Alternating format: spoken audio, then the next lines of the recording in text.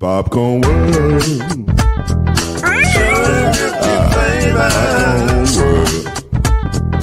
Popcorn World. Yeah.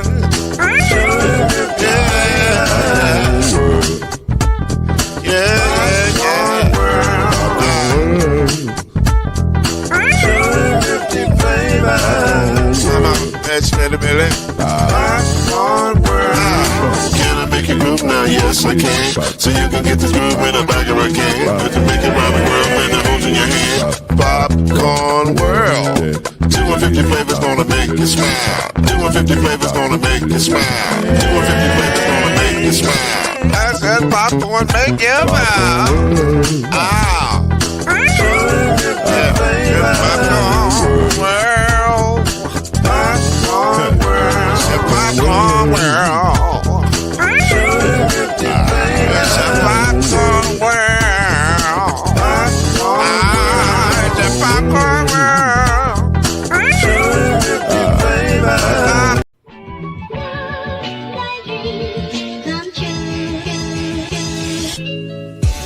Now it's time for Believe in the ACC with our starting lineup. From Florida State, number 17, Charlie Ward. From Morehead State University, number 50, Lloyd Span. And from Murray State University, number 2, Kendrick Haskett. Get ready for the best sports show about the ACC in all the land. Believe in the ACC starts now.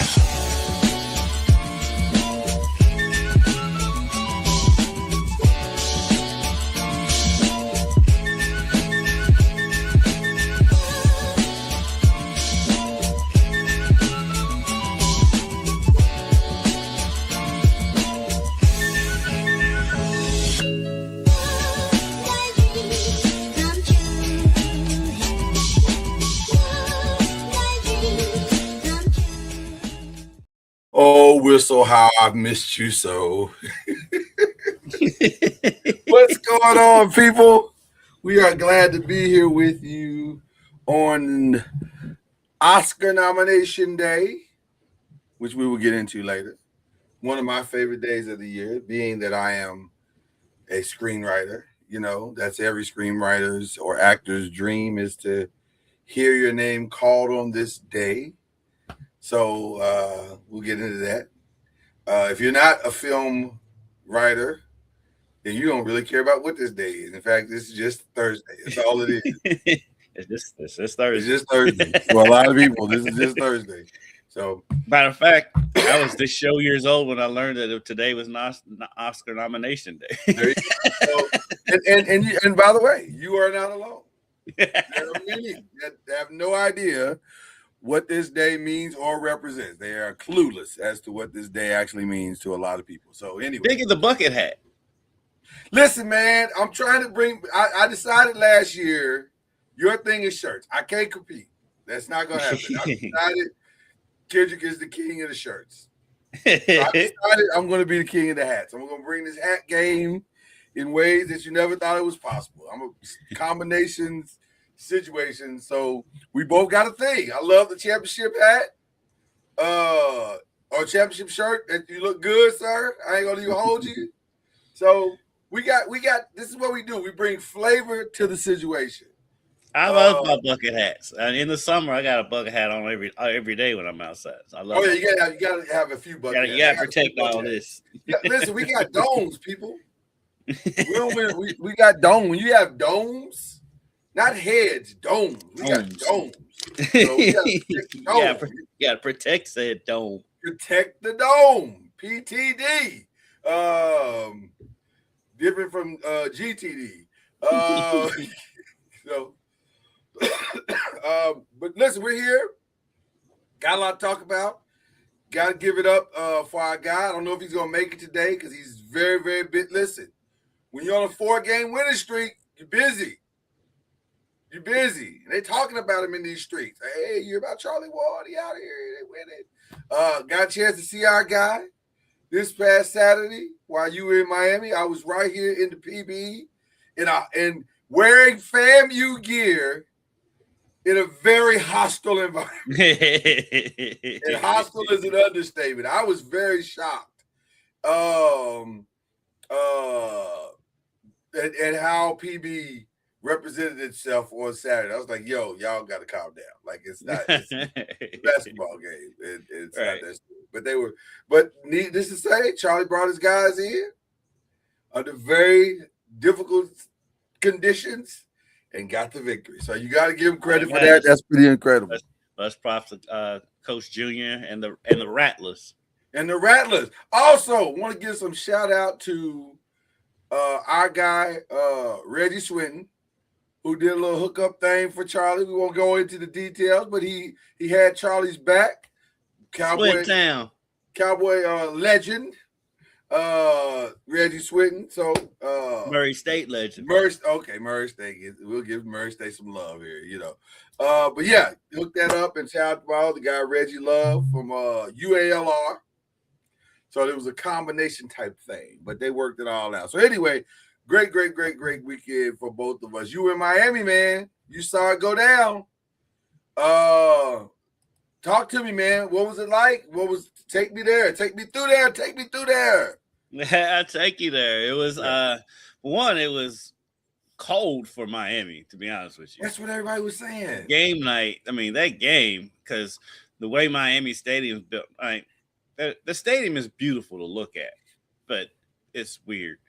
It's like, listen, it looks weird because on the outside it looks like, whoa, this is impressive, and then on the inside you're like, whoa, this looks like the old 80s Cotton Bowl. Like, what is this? Basically, it's the old Miami Stadium or Joe Robbie, and you know they've changed the name on it 100 times. Right. They just put that canopy over it, but it's still the same stadium. Oh, it's the same stadium. Oh, yeah. Okay. And then you go in the press box, it's like going back in time. It's like, come on, Miami. But and so the auxiliary press box. I mean, there's not a press box in the world that can handle all that media. Right. The auxiliary, well, actually, the old Georgia Dome did have us all in there. But anyway, our seats were outside, which is fine. I actually kind of like being outside more than in the press box, because in the press box, people who don't know, you can't hear nothing. Right. You don't hear anything. You mean right. The crowd has to be really loud for you to hear it. For you to hear it, exactly. For you to get a feel. Being outside, you can feel the atmosphere of it a little bit more. Exactly. And Lloyd, you can relate to this. So the way that stadium is built, it's built out rather than up like all the modern stadiums. Out, when it's built out, there's not a bad seat like Freedom Hall. You know how Freedom Hall is built out instead of up like the Yum Center.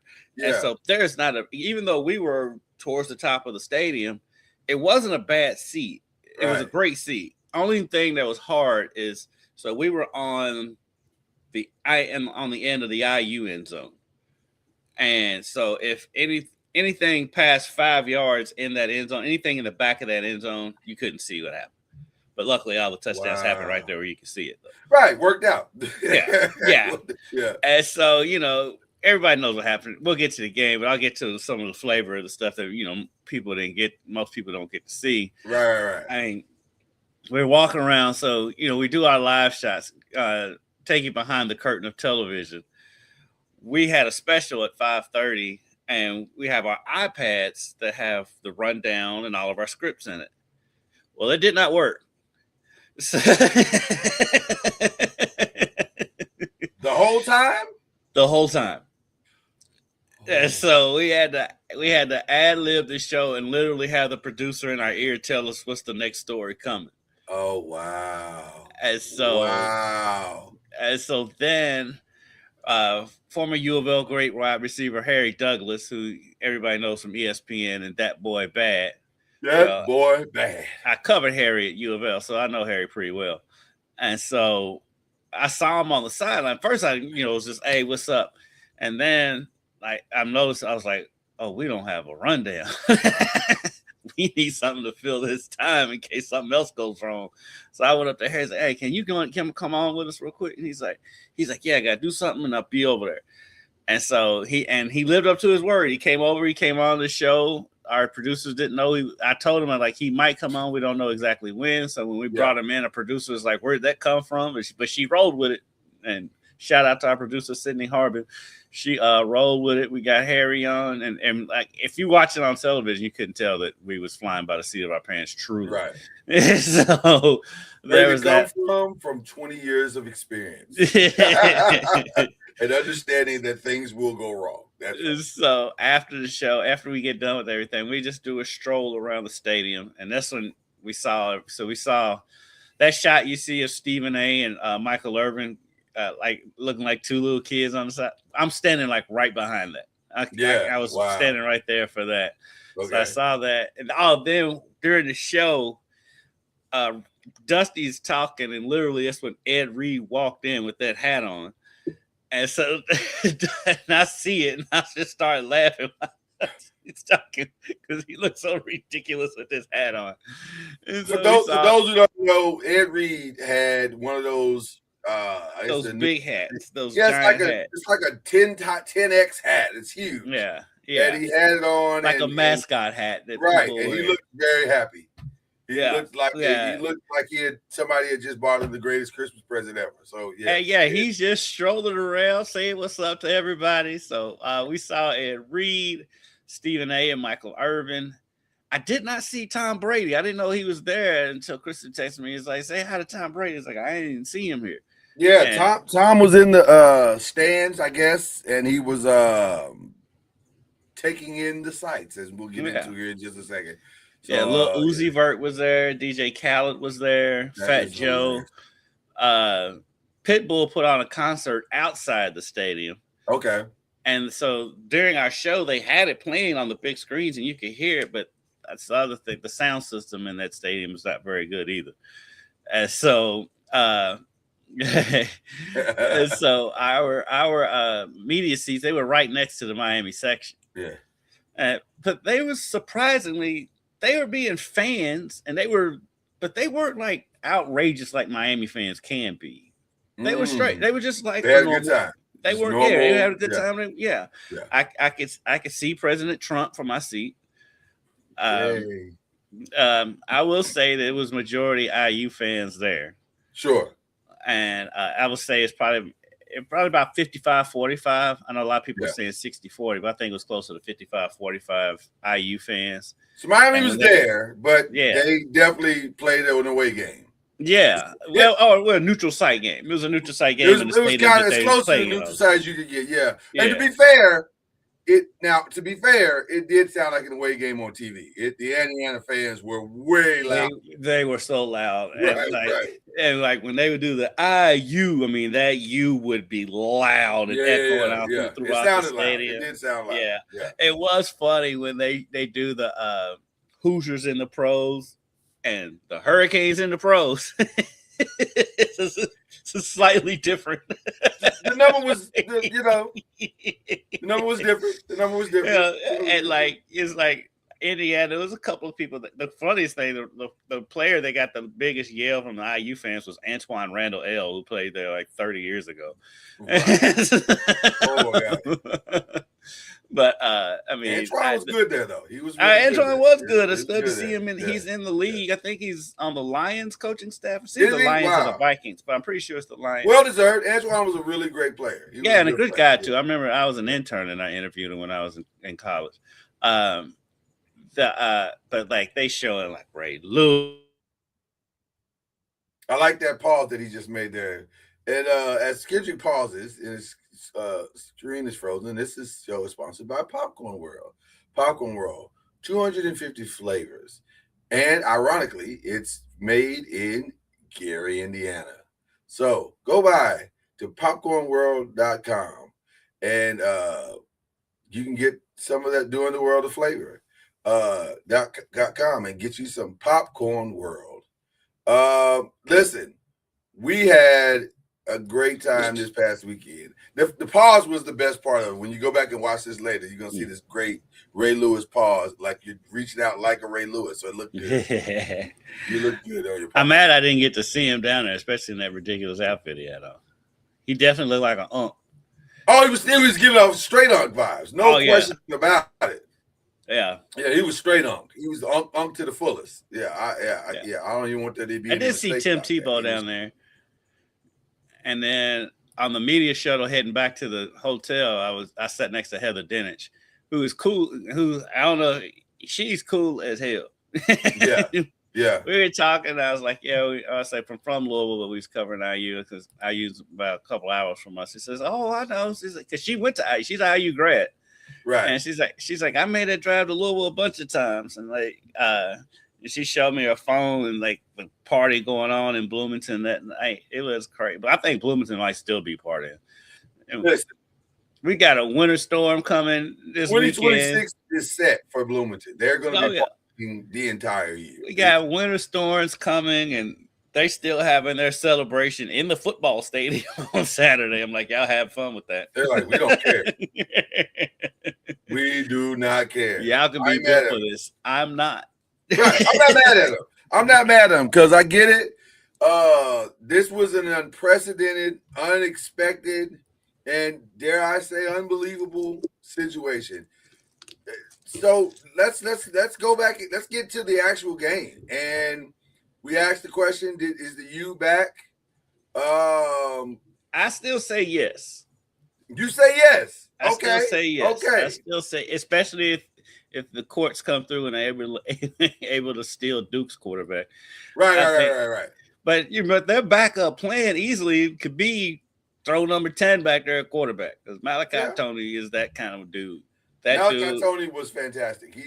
Listen, that game was not lost because of him or Fletcher. They both played outstanding football, and you can't take anything away from what they did in that game. I think Malachi had somewhere near was it like 200, almost 200 yards total? I've got it right here. He had 122 yards receiving. Yeah. And he had 120 and special teams. You're right. Not returning. Well, he had 25 yards punt return. Okay, so it was a good day. Yeah. I mean, he had a really, really good. They just ran into a team that could make a few more plays than they made. Because Indiana did not play his best game. Mendoza did not play his best game. I was surprised how well Indiana was able to run the ball in that game. Well, I'm going to tell you what my thoughts on that are. I don't know if they ran the ball well as much as they just would not give up on the run. They were like, this might be a slow drip, but it is. We are going to run our water. We're going to keep running this ball, and we don't care if it's 2 yards or 3, but we're going to keep running it until you can't handle it. And eventually we're going to break some, and that's exactly what they did.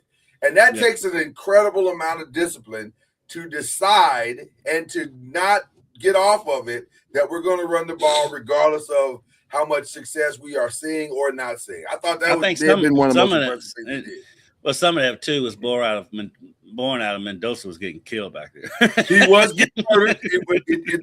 For the first quarter, it looked like a murder scene. It was not good. And I was concerned in the first half because I was thinking this is the most pressure he's gotten all season long. Which, by the way, I don't know if I have that on the agenda for today, but I'll go ahead and say it now. I understand if the Raiders take Mendoza as the first pick of the draft. I get it. I don't think it's the right decision, but I do get it.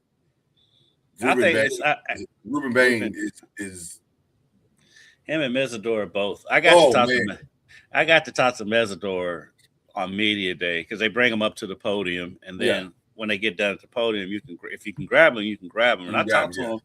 And I talked to him for a long time. First of all, when he's on the podium, they was asking what kind of music he listens to, and he said Bryson Tiller. And I was like, yo, I'm from Louisville. So shout out to Bryson Tiller. He's like, yeah.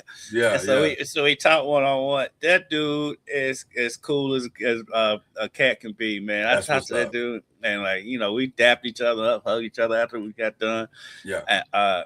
He's a good dude. That him and Bane. I mean, I don't think you can go wrong with either one. I'm like, if I'm a team, I'm doing everything I can to get both of them. They were outstanding.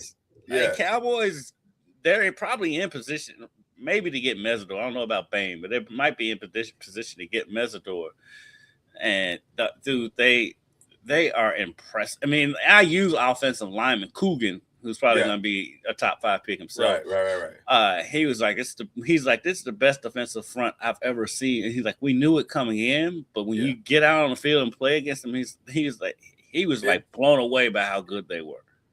When I watched them this past Monday, the thing that caught my attention first is how in the hell did Louisville beat them?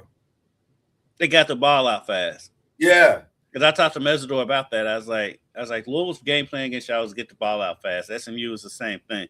I said, you expecting it against IU? And he was like, actually, no. He's like, they're not going to play the quick game against us. He's like, and we'll be able to get pressure. And he's like, we want to stop the run, which, like you said, they did for the most part. But when Indiana needed a big run, they got it. Yeah.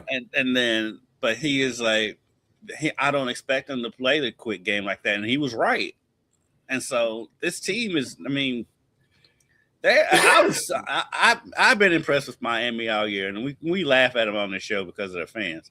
Right. But I truly believe that was the number 1 and number 2 teams in the country playing on Monday night. I think the best 2 teams in the nation were on that field, and I think they thank God again to the CFP because they got that right. Because the ACC messed it up. Right, when the ACC couldn't get it right. So the ACC was saved from itself. But I was very, very impressed with the defensive abilities of Miami. And their defense did what they were supposed to do. To go through the first half and hold Miami to 10 points after they had just scored 56 was impressive. Like that's exactly what you're hoping would happen. So yeah, you're down 10-0, but it's 10 points. It's not like it's 20 points or 30 points. It's you're right there. Miami, you got the college version of Derrick Henry back there and Fletcher. Yeah. and the college version of Tyreek Hill. So you got a lot of good pieces to make a run, which is what they essentially did coming into the second half. And so Malachi Tony is so impressive too. You know what the crazy part that got me more than anything else? Because I didn't know his age. I'm just assuming he's a junior. Oh no, he's supposed to be a senior in high school. That's what I did not know that he was. For some reason, I had no idea that he was that young. I guess because I'm watching him play, and I remember how he played in Louisville. I'm saying, well, this kid's got to be like I never once looked at his classification. So when I saw that he's like a freshman, I was like, wait a minute. That kid's a freshman? He turned 18 during the season. He was 17. That's so crazy. That's so crazy. Do you know how much money that kid's going to make? That kid is easily going to be the number 1 pick in the draft. Well, he's going to be a Heisman. I think he's going to be a Heisman front runner coming into the season next year. If he's not, somebody's doing something wrong. Well, the only way he's not is if Ty Simpson comes back. They'll put it because it's quarterback award, and so. But Malachi Tone, and then I also got a chance to talk to him, not one-on-one, but just on the podium. Right. And it's funny because there's no arrogance like whatsoever. Really, that's awesome. No, that's awesome. But you can tell he's a kid though with some of his answers. You can tell, okay, he is still a kid. It's not a knock against him. It's just it's not a knock. It's just he is a kid. And if you think about it, Miami, they've got the Dolphins, the Panthers, the Hurricanes, the Heat. Yeah. So high school football probably doesn't get covered hardly at all. So he probably had barely been interviewed before this season. Well, and so And they kind of show, but I'm not even knocking the kid. I'm just saying this is how it is. Yeah. But it was a refreshing youngness about him and about his answers and stuff. Like it was crazy how much I really came to really like this team as players. Yeah. From at that media day, because they was all really good dudes. That's cool. That's very cool. So, listen, by the time we got to the fourth quarter, we had a full-blown game, ladies and gentlemen. Yes. I mean, it was a good. It was teetering there, even though game. IU was only up 10-0. It was teetering that IU might be able to run away with this, but that Fletcher run changed everything. Well, the Fletcher run. Well, two things. I think the game twisted on three essential moments. The Fletcher run was massive, because that gave us the game we so desperately wanted. Because up until that point, if you don't like defensive games, you didn't like this game. Simple as that. But once the Fletcher run in the second half came, we had like, okay, here we go. Now we got the tension. Now we got some offense. Now we got a game. But the problem is, man, that blocked punt was massive.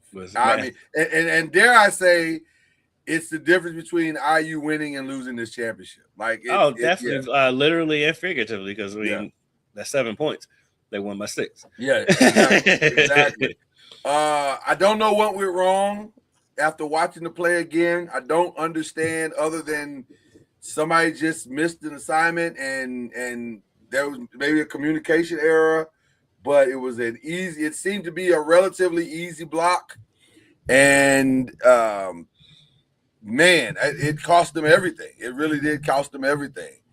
And that's why they say you win in all 3 phases. You win games in all 3 phases, not just the 2. So, because I'm telling you, before the Fletcher run, just walking back in the stadium from halftime, you could feel the momentum. Like Miami, I don't know what happened during halftime, but like coming out of the locker room, that Miami crowd, they were going crazy before the run. Yeah. Then the run happened, and they were going nuts in that stadium. And I say that block happened, and like that changed everything in that game. And then the Mendoza run, which before the signature Mendoza run, I wanted to say this: the best part of IU is their discipline. They don't blink and they don't flinch, regardless of what is happening on the other side of the field.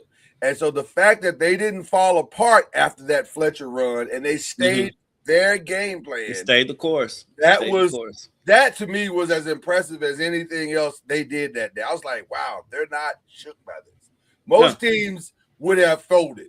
And a lot of that's got to do with the maturity. I mean, they are an older team. Well, it's maturity, but also Shaq says it all the time. If the general don't blink or if the general ain't panic, the troops ain't gonna panic. And Signetti did not seem fazed by that whatsoever. So that was a big moment. But now let's go to the play of plays, the Mendoza decision, which, by the way, I don't know if you got a chance to even hear any of this, but it turns out that was an option RPO. He could have passed or ran that play. And initially, his initial thought was to try to throw it in. He said, I was going to throw it because I felt like I could make the throw. But then when I saw the lane, I was like, I'll just run it. And I was like, wow. Scott Van Pelt was like, are you serious? He's like, yes, I just decided in the moment to run it. I was like, oh. So you just decided in the moment. This is conflicting. It's kind of because Signetti did say it was a quarterback draw. So well, he said that, but I you know what? I wonder how much flexibility, because of his level of intelligence, because the kid is very, very smart. Yeah. And I wonder how much flexibility he had in that moment. And it feels like, I don't think the kid was lying. I just think that play was probably a little bit of everything. It was like, dude, go make a play however you make the play. Whatever you see, and go react and do that. So, and that's exactly what he did. He took 3 huge shots on that play too. Well, my favorite, it's not a meme, but it's like a video. There's a video out there, and it's like a reel of last year when he's in California and they played Miami. One of the kids that lit him up when he was in California and laid him out on the ground for a little bit. that same kid was in the play in this final play, and this time he got the best of the kid. And so it was a real now it aided with a block. Let's be very clear. It wasn't just that they met in the hole and he got the kid, knocked him down. No, he met in the hole with the kid, and also he was assisted by one of his own players knocking him down. So so it worked out kind of well, kind of nice. But the way that play unfolded, because it looked like he was only going to get the first down.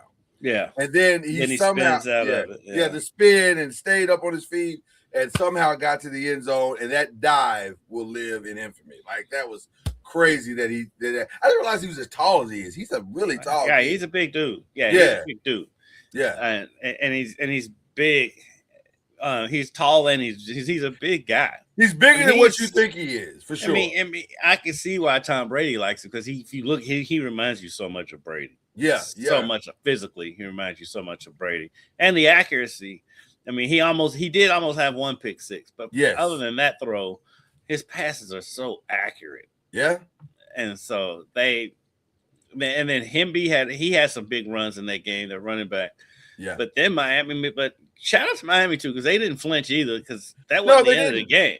And so, because matter of fact, when IU settled for that field goal to go up 6, I was like, I think didn't feel like the right idea.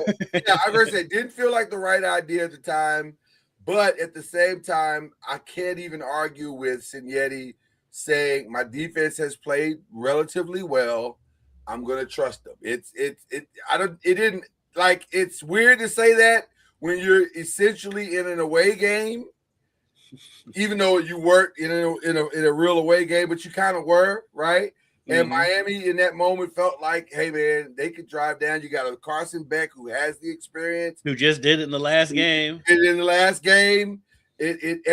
now the only thing I was concerned about is that when Carson Beck came in for that last drive, you could kind of see the trepidation in his eyes a little bit. Like, you're like, I don't know if that's confidence or fear. I can't tell. But he made plays. He made plays on that drive, and then I wonder I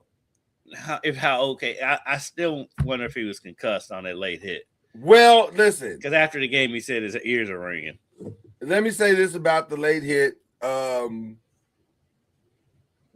Interesting time to call that one, because there were a lot of late hits in this game. Like, I think Mendoza took at least 4, or at least it felt like he did. I was like, Jesus, there was one that was so obvious, and that's the one we had the bloody mouth. I was like, okay, what game are y'all watching? Because the kid threw the ball 10 minutes ago, and now the hit's coming. So so that was interesting to call that on that drive, but nevertheless, it was significant, and it helped tremendously to get them downfield. And it was a good call. It was a good call. It wasn't the wrong call. 100%. It was not the wrong call. That's not what we're alluding to at all here.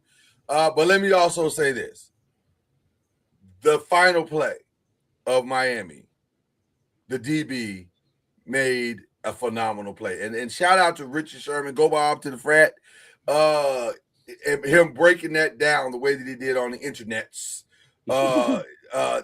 Staying in the way, and I forget the terminology that he used, but he said when you're a DB and your guy breaks, you stay in the break with him. You don't flatten your route to accommodate or to try to cheat something that's not there. Stay in your route with the guy. And he stayed there with him. And I'm probably not explaining it exactly the way that he did, but the way that the DB stayed in that place and waited on the play. And it was an underthrown ball in every way. So that helped him tremendously. But still a great play by the DB. And wow, what an interception, what an ending, what a game. What a game. Yeah, that DB, his name is I just had it. Jamari Sharp, who is who is by the way is a Miami native. And so, right. That was the other thing that was really fun. That the game was won by 2 guys who were rejected by Miami. That was cool. Yeah. You can't it is gonna make for a good movie one day. I have to admit. That's not a bad film to watch. This is actually better than the original Hoosiers. It is. So for one, they can tell the truth in the movie. Well, because we all saw it. Saying Hoosiers. Right. And Rudy, for that matter. Do better. But so I got a couple of questions to ask you in regards to this game and as we go forward. IU fielded 8 4- and 5-star players to Miami's 50. I will ask you this question. Is this the last time you will see a pure starred team? Meaning that, and by the way, even in the 55 stars that were reported, that statement is a little misleading because, yeah, there were 55 4- and 5-star players out there, but the other side of that is they were transferred. A lot of those guys are transfer guys. They were not raised in the Miami system and stayed there the whole time. And that's not how football works anymore. And so my question to you is, Clemson notoriously has said, we're never going to get into the transfer portal. If we do, we're taking 1 or 2 guys. It's not working out for Clemson. Right. It's not working out for Clemson. So will we ever see another pure, we're just going to recruit our guys and that's it team ever again win the national championship? I don't want to say never, because who saw this coming with IU in the first place? So I won't say never. I just say it won't be likely, because it's going to be interesting with IU too, because you get it's easier to get buy-in when a lot of the players came with you from James Madison, right, and all that. So it's heading into year 3. You're not going to have as many of those James Madison guys as your core. So how many is going to be as willing to buy in? Hopefully, I mean, with Cignetti, I don't see how you can't buy into what he's selling. But yeah, that can go either way. But it's going to be interesting to see IU going forward. But I don't think I think Cignetti is like ruined coaching for everybody across the country. Well, let me be very clear. Kentucky fans saying if he can do it, Will Stein can do it in Kentucky. I'm like, no, it doesn't work that way. I mean, maybe I'm cheering for Will Stein, but it doesn't work that way. Let me be very clear. And I think Stephen A., I don't often agree with everything Stephen A. says, but I absolutely agree with this. Yes, to your point, and you and I had the exact same thought. This is bad for a lot of people in college football. This is bad for a lot of people in sports, period. Think about this. In the span of 1 year, we've had 2 coaches take their teams from worst to first. Mike Vrabel in New England, and now Cignetti in Indiana. This is not the way it's supposed to work. You're not supposed to be able. Oh, by the way, in the NFL, it's more common. It is more common. It is more common in the NFL. You see worst to first all the time. Well, in the division, not to the championship game, but we've seen it now twice. The Bengals did it. Worst to first, yeah. You see it because the NFL is built on parity, and so you'll see it more in the NFL. Plus, for sure it is now. And if you're worse, you don't play the hardest schedule. You know what I mean? That's true. That part is true. Yeah. But in college football is different because there hasn't been parity. Now I do think there's the way college football is now. There is more parity now, so maybe you'll start seeing it more, but. Yeah, it's worst to first is not going to see all the time in college football. And to be honest with you, in the pros, maybe worst to first is not the right way to say it, because a worst today only means what? Like it's just you came up short. It's probably more that you came up short than you are really that bad, right? Because I mean, look at your team, because y'all we lost 7 games in the fourth quarter, and if you all win the division this year, it'll be considered worst to first. But it's not really that. And plus you had the building blocks. So that happens in the NFL. Team gets a bunch of injuries. Yeah.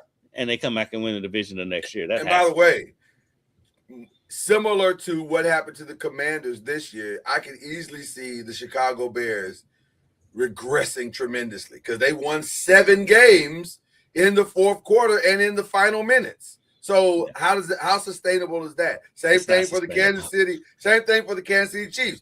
went to the Super Bowl last year, completely out of completely out of the playoffs this year. Same reasoning, we keep losing, close games. So, but Signetti has made it awful for a lot of teams. Let me tell you something. Kellen DeBoer is at home right now going, damn. Yeah, and you're gonna have presidents, school presidents, and everything looking at, why are we giving you all this money when he just did it with 8 4-star recruits? He didn't have a 5-star. He didn't have a 5-star at all. He just was out there with some dudes, and somehow he coached those dudes up to a place where they won a national championship. 16-0 is crazy. And people will take it for granted, like, we can just do it. It takes so much of a perfect storm to pull off what Signetti pulled off. I mean, they don't have the big 4 or 5-star, but Surratt's going to play in the NFL. Yeah. Mendoza's going to be in the NFL. Coogan's going to be in the league. Yeah. They're going to have NFL players, and they're not going to have the big names like, we was talking about the Miami thing earlier with Ray Lewis and Warren Sapp and all that stuff. But these are dudes that are going to play in the NFL. So it's not like they just did it with a ragtag bunch of misfits. And so, right. But it takes such a perfect storm, the perfect personalities to buy in, all that stuff. It was funny because we was at IU's practice on, what day was that? Saturday. Mm-hmm. And I went in the bathroom, and like the way because they were on FIU's campus, the way the bathroom was the same bathroom I'm using, the players are using in practice. So, there's a couple of them in there. So Cooper, the receiver, who's also going to play in the NFL, had his helmet just sitting on the bathroom sink. And I looked at him, I said, I was going to take a picture of your helmet sitting on the sink because it was funny. He started laughing. He's like, yeah, it is kind of funny. And so, that's the type of dudes these are. These are just like nice, guys, humble dudes. And like, you don't get that all the time. And so it's people got to pump their brakes on like, if they do it, we did it, we can do it. No, it takes a lot more than just luck. There's a way to do it. And you have to have the perfect storm for it to happen. Well, it's the perfect storm. It's the perfect coach. It's the right moment. It's the belief in a culture and a system. It's a lot of things that have to go right, and a lot of things that mentally and emotionally have to go right for you to get to this place. Everybody's got to have the buy-in, and clearly IU from top to bottom. I knew they had buy-in when I watched Pat McAfee and the president of the university was like, yeah, we believed in this dude. Listen, and she had no reason to believe. There's nothing in the precedents of IU football that should make you believe in somebody. That's crazy. But she believed. They believed they got the right guy. Her and the athletic director believed they stole this guy. And they did. They absolutely did. So let's go back to the ACC, though, for just a second. Does this finally put the ACC back in the conversation nationally for truly a Power 4 conference, or does Miami is this a one-off? Is this Miami standing out there by themselves? I think next year is a big prove it year for the ACC. We need Clemson, the Florida State. We talked about it last week. Clemson and Florida State need to bounce back, and then because the top tier is always going to be prestige-wise going to be Miami, Clemson, and Florida State. That second tier, I put Louisville probably at the top of that second tier.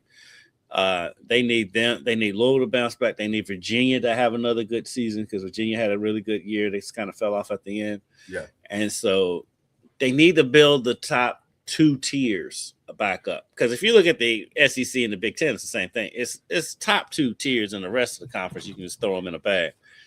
The Kentuckies, even Vanderbilt had a great year, but the Kentuckies, South Carolina this year, Florida, on the Big Ten, Northwestern, you know what I'm saying, Penn State this year, and Maryland, right. Rutgers, all those.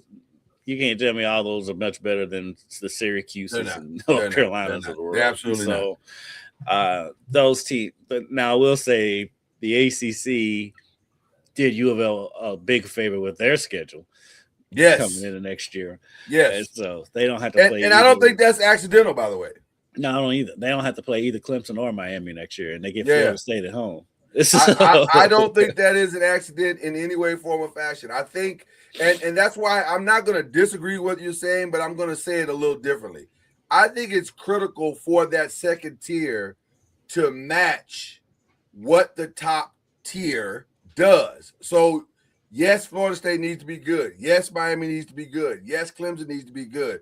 But also, Virginia Tech needs to come in being good. Virginia needs to be good. Louisville needs to be good. Because the more that second tier, because what it makes the SEC looks like it's the better conference is that not only was Alabama good, Georgia's good, Ole Miss is good, but Vanderbilt was really good. Texas was really good. They were right there. Both of those teams were right there. Texas A&M got in. So when there's at least 5 to 6 teams that are solidly in the top 25, right? Then it makes it look like everybody. This is a better conference than because I think here's what I really believe. I think the ACC, it's the Big Ten, the SEC, and the ACC. I don't think the Big 12 is as good as people think that it is. And so if the ACC can take the Big 12 spot consistently going forward, then now you got something to talk about on a national level. Now they can become a true player in this conversation. If they can keep getting to this game or getting close to this game, Final Four, and get more than one team. You know, next year, let a Clemson or Florida State or Louisville or Virginia Tech make a run towards it. That would be huge. Massive. And I got a question for you. Talk to me. I got a hypothetical for you. Okay. And we all know that Bobby Petrino is now the offensive coordinator in North Carolina. We do, which is crazy that he and Belichick are in the same building. And they play Louisville at North Carolina this year.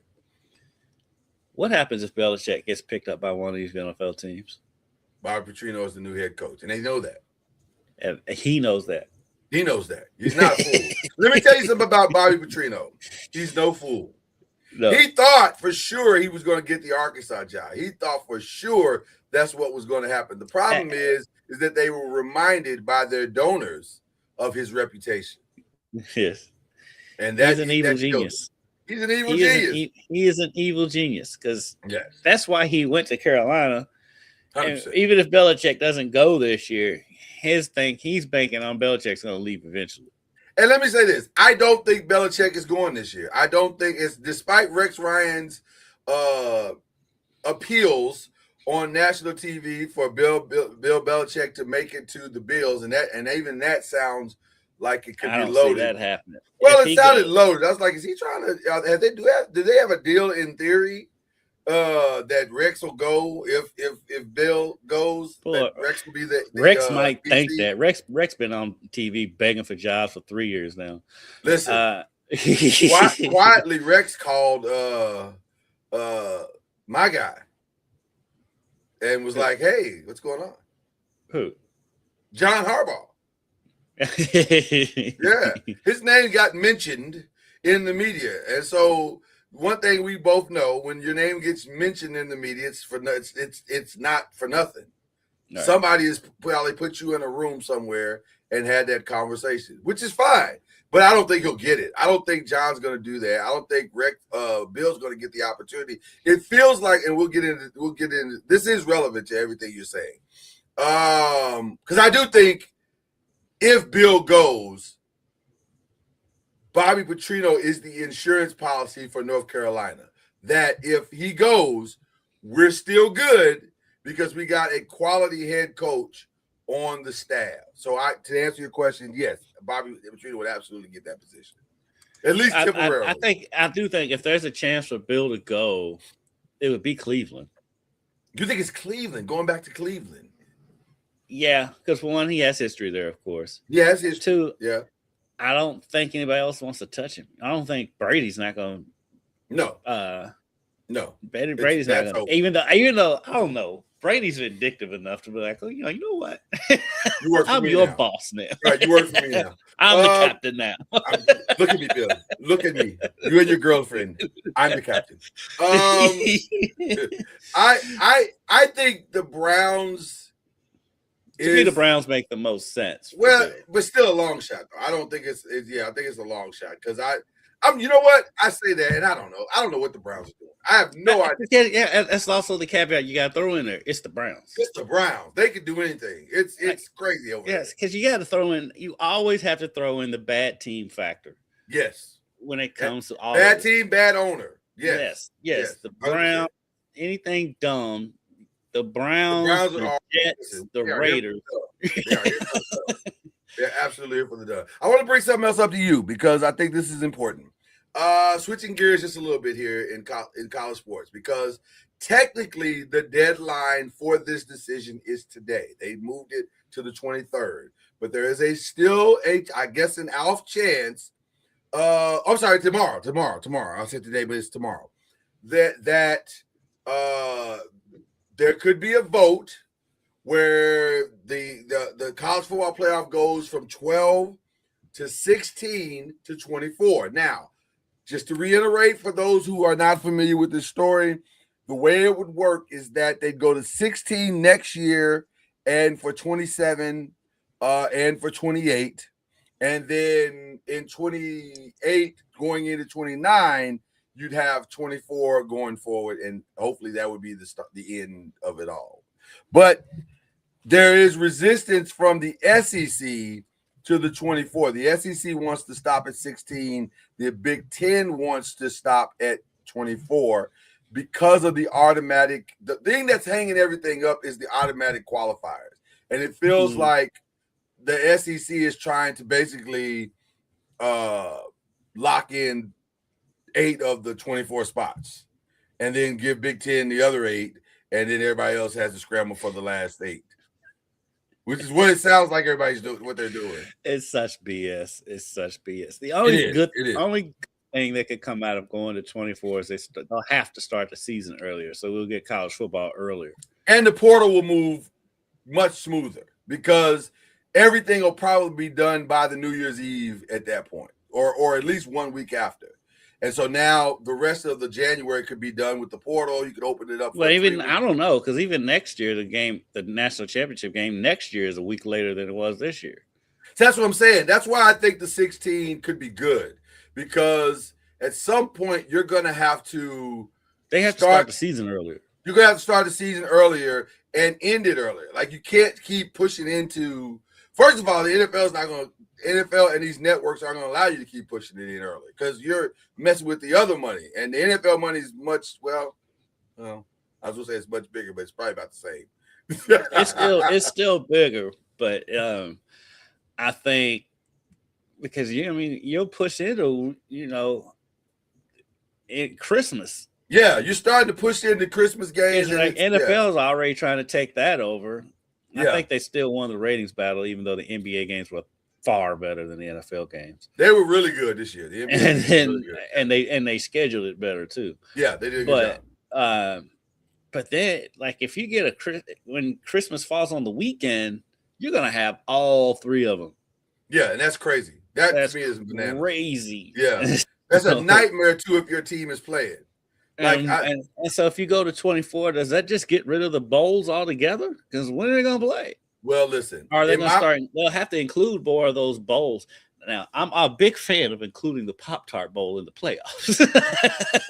I'm all for it. Why you love the Pop-Tart Bowl?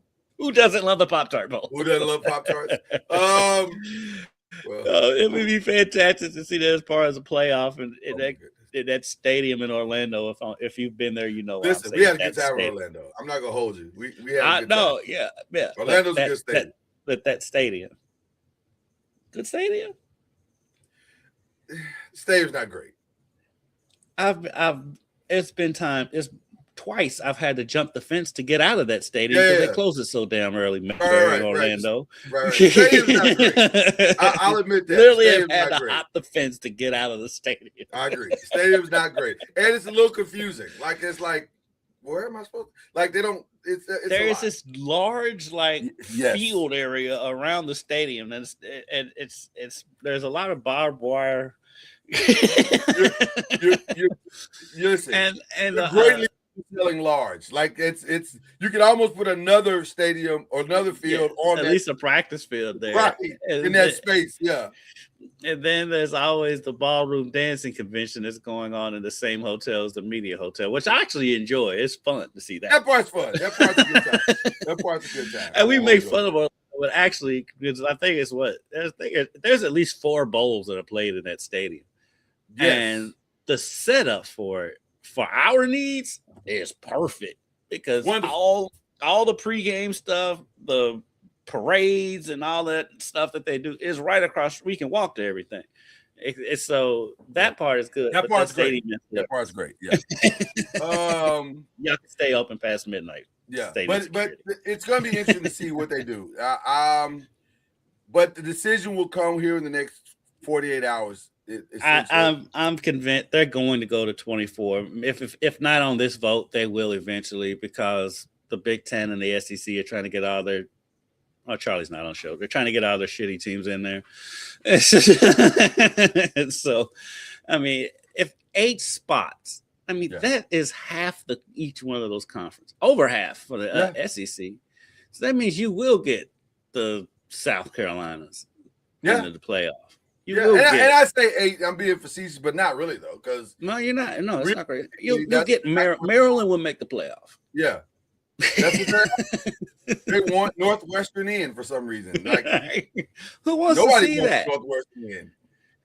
I want Northwestern in like I want James Madison in. I don't. So I think the one thing, the argument that may help is because the teams with the byes fared so poorly so far. Indiana's the only one with the win. Yeah. That a lot of these schools are gonna be like, we don't want the bye. Right. A lot of coaches are gonna be saying that. The bye was a serious detriment because you lose all momentum, and it feels like you got to ramp up in the game, and that has because not only do you have a bye week, you have a bye week in which you don't find out who you're playing, and then you have a short week. Well, I wouldn't even call it a bye week. I would say it's a bye week, and here's what I mean by that. By the time you get to the field, it's like 2-3 weeks away from the time that because there's a week in between the games, and then there's another week when the first game plays. So you're like, by the time you actually hit the field, you haven't played in almost 3 weeks. And then a lot of times you find out you have a short week to prepare for the other team because you don't find out who you're playing. Right. Meanwhile, they've been preparing for you for 2-3 weeks. Yeah, exactly. Yeah. So it's tough. It's very, very, I can very see tough. it, but at the same time, though, while the coaches won't want it, these presidents, they don't care. All they see is dollar signs. They don't give a flying. The coaches will make the argument, but On 3 is reporting that Indiana won the transfer portal battle, although there's still some movement going on. I don't know, and this is where it gets a little bit confusing because technically I think the portal, your name getting in the portal, that part of it I think is over. So now it's just a matter of. I thought it was, but then I see players going in today. I've seen players going in this morning. Well, I think they extended for Miami and Indiana. I was just gonna say the ones that were in the playoffs, I think they got a slight extension, like a week or 2 extension. But if you weren't in the playoffs, I think it's over for you to get in.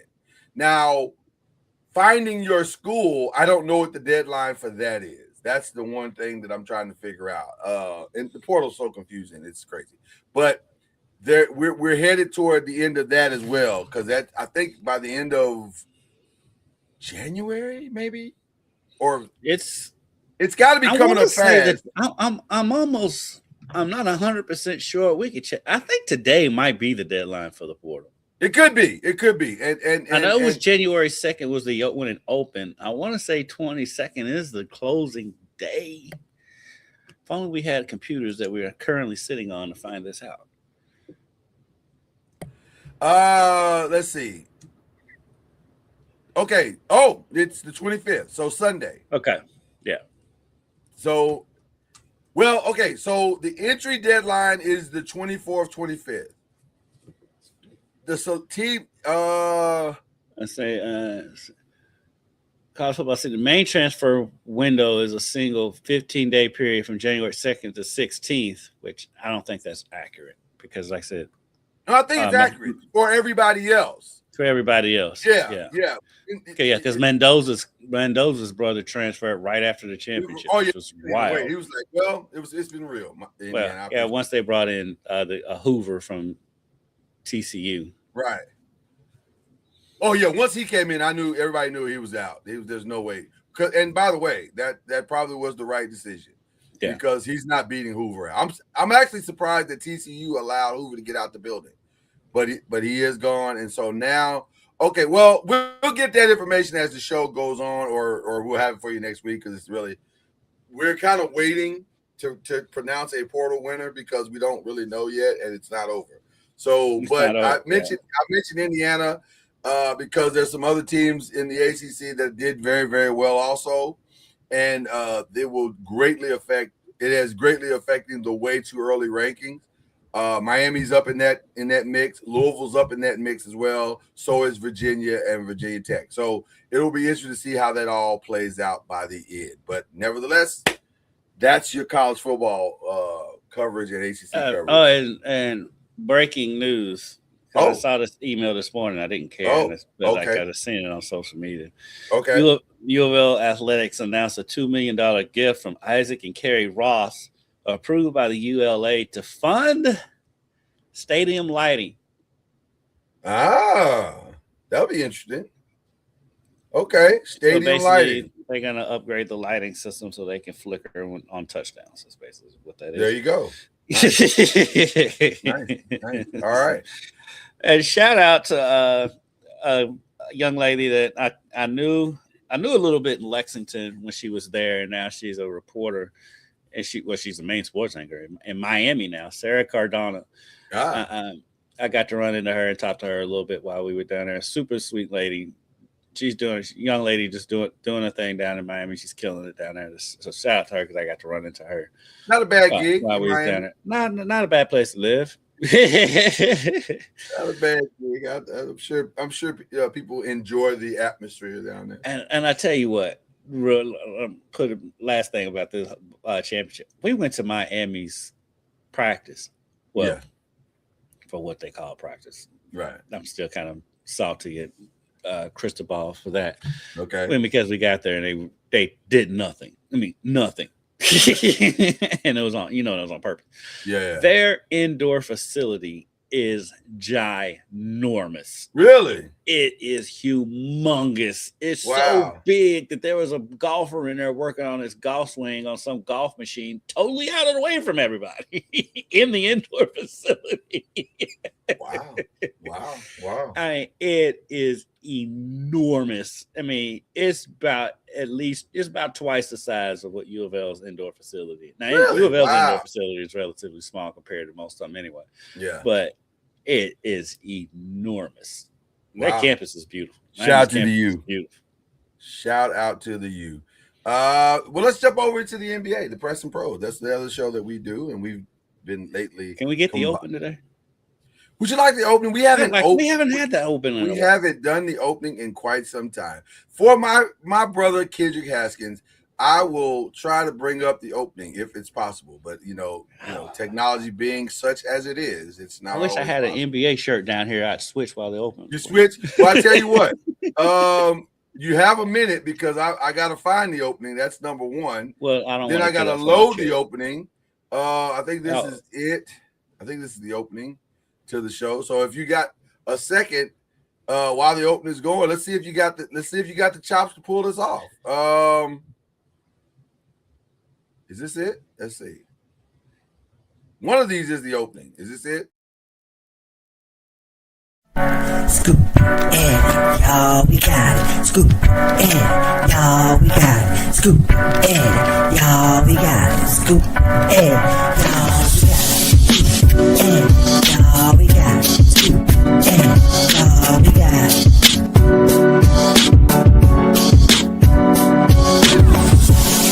That's how we go. This is how it games the Press and Pro. That's how we go. This is how it games the Press and Pro.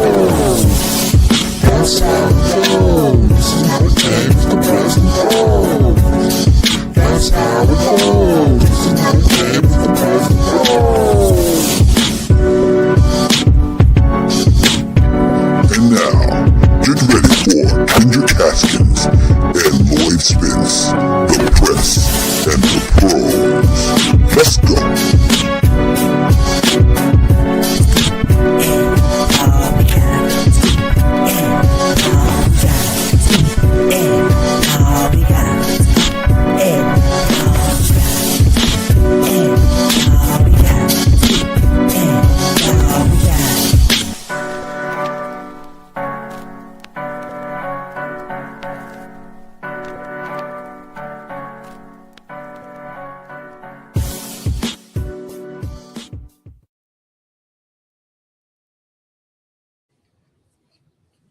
Yeah. We got the two best theme songs on the internet right now. I'm just saying. It's amazing. Got a old man catch his breath, had to run up the steps. You look good. You look good. You look good. It's weird that you're repping the Nets, but we're color coordinated, so I ain't mad at it. Like it feels like we're playing this coordinate. The whole time. Yeah, right. Mushroom shirt, mushroom belt. That's how it works. All right. So we got some updates for you in the NBA. This is we're headed toward what I think is about to be a very. At first, I thought it was going to be an active, and I still think it may be, but not for the reasons I initially thought. I thought it was going to be active because all these teams were seeing a window where they could win the national championship, and some of that is true, but this also feels like some of these teams are saying we need to dump salary and I think it's going to be a lot of salary dumps. Yes, like we need to dump salary, and because, well, the number one reason why a lot of teams are dumping salaries because I don't know what's going on with this situation with Giannis. Like initially, I thought, go ahead. What did he say last night? Because like I've got First Take on here, but of course I can't hear it. Right. And I saw that he did. They showed a soundbite from him, and anytime they show something from Giannis, that means he done said something. So well, I don't know because last night there was a weird. Last night's game was weird. I think they lost the game or something like that. Yeah, Shea dropped 40 on him, and he was upset. And I think he was saying players were being selfish or whatever. So Giannis has spoken out more this year than he has in his entire career, which leads me to believe that the guy is a phenomenal chess player because he's moving the pieces of exit strategy around the board at a very efficient rate. Every time he steps to a microphone, there's another piece being played to where it looks like he's going to go. So last night was probably about the selfish comment that he made, but the night before was about they asked him, you know, what's the possibility of you being here all season? He said, not sure.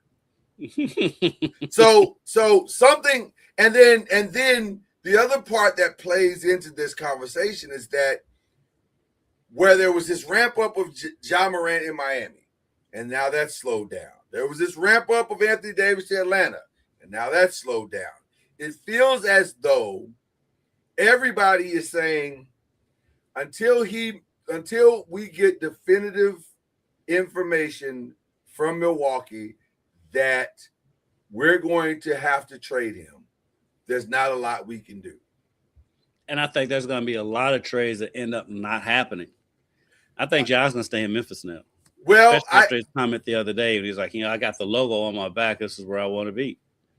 So and then by the way, that's a turn of statements because it has not been that he's been saying that prior to the other night. Now, the other thing that is going to force something to happen is the Jimmy Butler injury. Jimmy Butler going down is the worst possible thing that could have happened to Mike Dunleavy because Mike Dunleavy could kind of hide behind the fringeness of what Golden State had been doing to this point. Now that is about to come, that has come to a screeching halt, that they are no longer a fringe playoff team, but now they are essentially a lottery team without Jimmy Butler. They have to make some decisions. They have to decide what they're going to do. I did see a possible Kuminga for DeMar DeRozan. Well, I tell you what, let's get into it in a little game I like to call Pack Your Bags. Some people are going to have to pack their bags, and we could actually start with Jonathan Kuminga if you like, because we're already here. And like Golden State management, when he demanded the trade, it's like, shut up, like Kevin Hart. Listen, I'll be honest with you. A little respect for that kid. When Jonathan Kuminga demanded a trade, that could be the most delusional demand in the history of the NBA. Like, fam, you are in no position to demand anything. Like, right. Have several seats. Like, it ain't no. Stop. And like, shut up. and here's the two things that could be true. Mike Dunleavy said, when there's a demand, when you demand something, there should be a demand for you. That is true. But also, you have done as much to destroy that demand as humanly possible. You and Steve Kerr have killed whatever the man could have been there because you don't play him and you don't respect him. So and like, but it's crazy because his teammates do, because I've seen Draymond Green rave about him and see Steph say some things about him, and it's like the whole situation is weird. The situation is super weird. It is. They seem to love him. I guess shout out to the Warriors for not letting anything get out, reasons why it's still so confusing about what's going on behind the scenes. But it's the strangest situation, because when he's played, when he finally got in during the playoffs last year, he played well. When he's played, he plays well. The teammates love him. Yeah. But they don't play him. He doesn't get consistent playing time. I think part of that too is because his game and Jimmy Butler is the same game. Right. See, Major? Free Kuminga. I don't get it. I don't understand it, especially when Golden State's struggling like they are. They have a really good player on their team.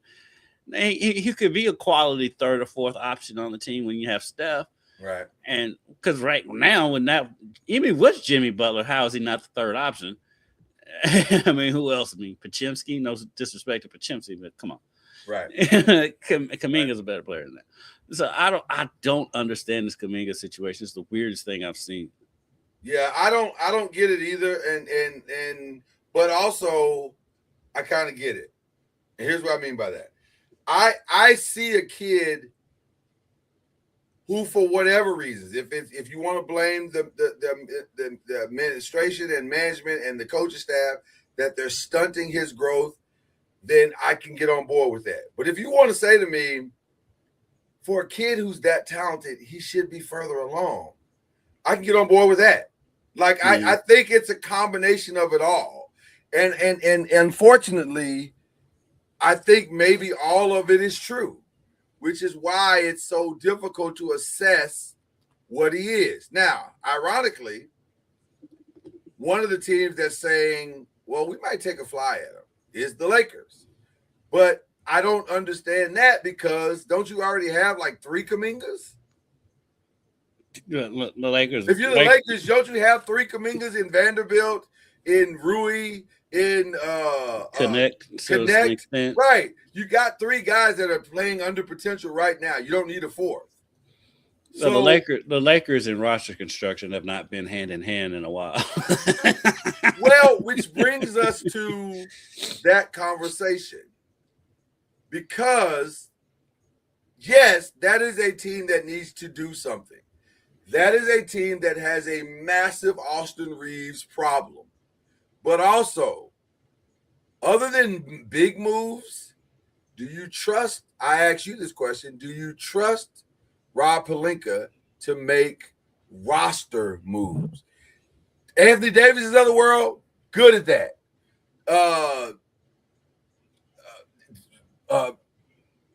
Why am I drawing a blank? Luka Doncic's, I can pull that off with my eyes closed. Rob Pelinka's great at that. But roster guys, he has sucked.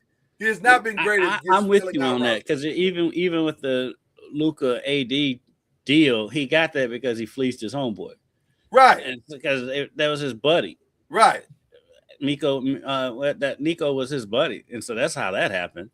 As far as any other moves outside of that, can you point to anything? They did a good job, and because they did do a good job in drafting Connect, but they haven't used him right, or he hasn't, whatever.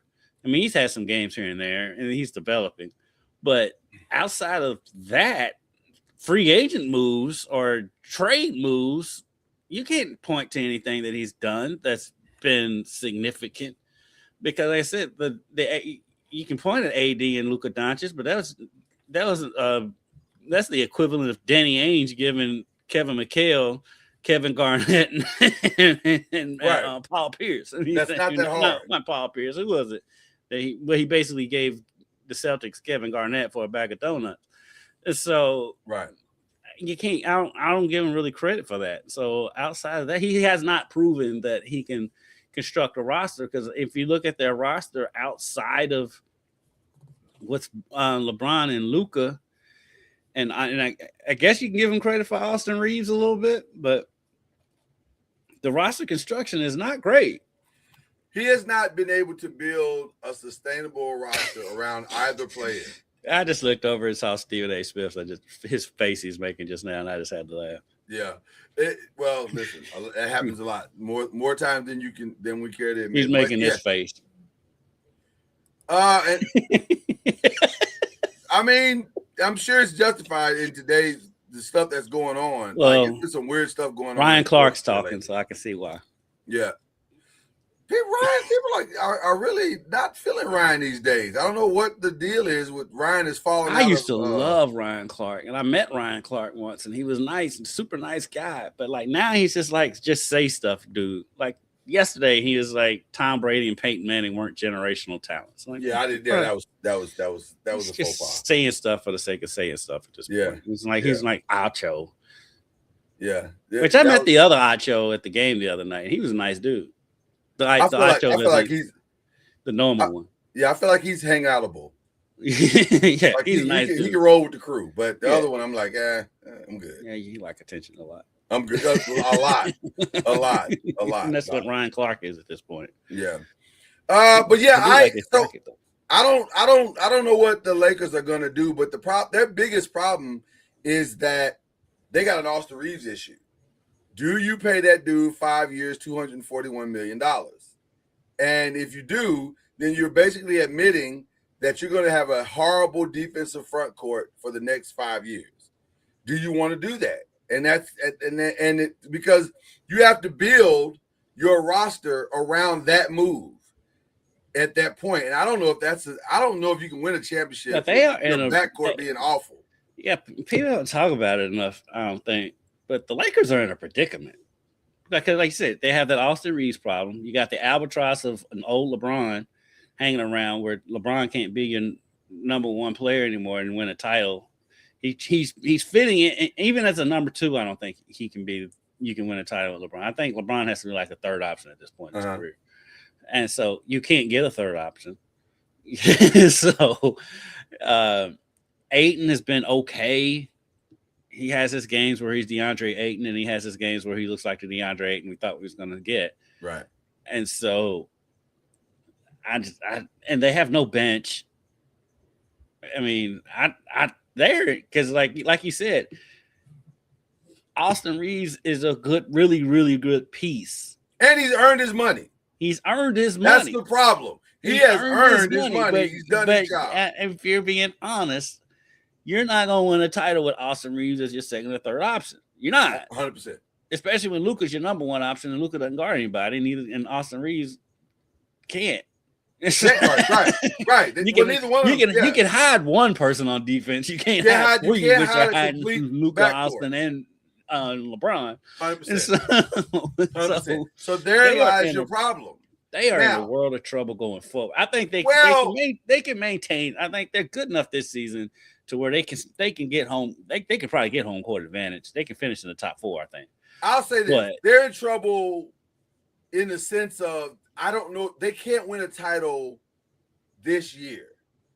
But the irony is that they're not actually in that much trouble. It's just, but they're at a serious crossroad because all this money comes off the books. They got like 5 players that are at the end of their contracts.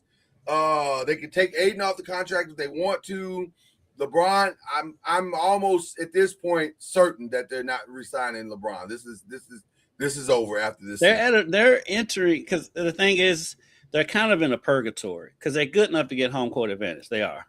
They're not beating the Thunder. No, not yet.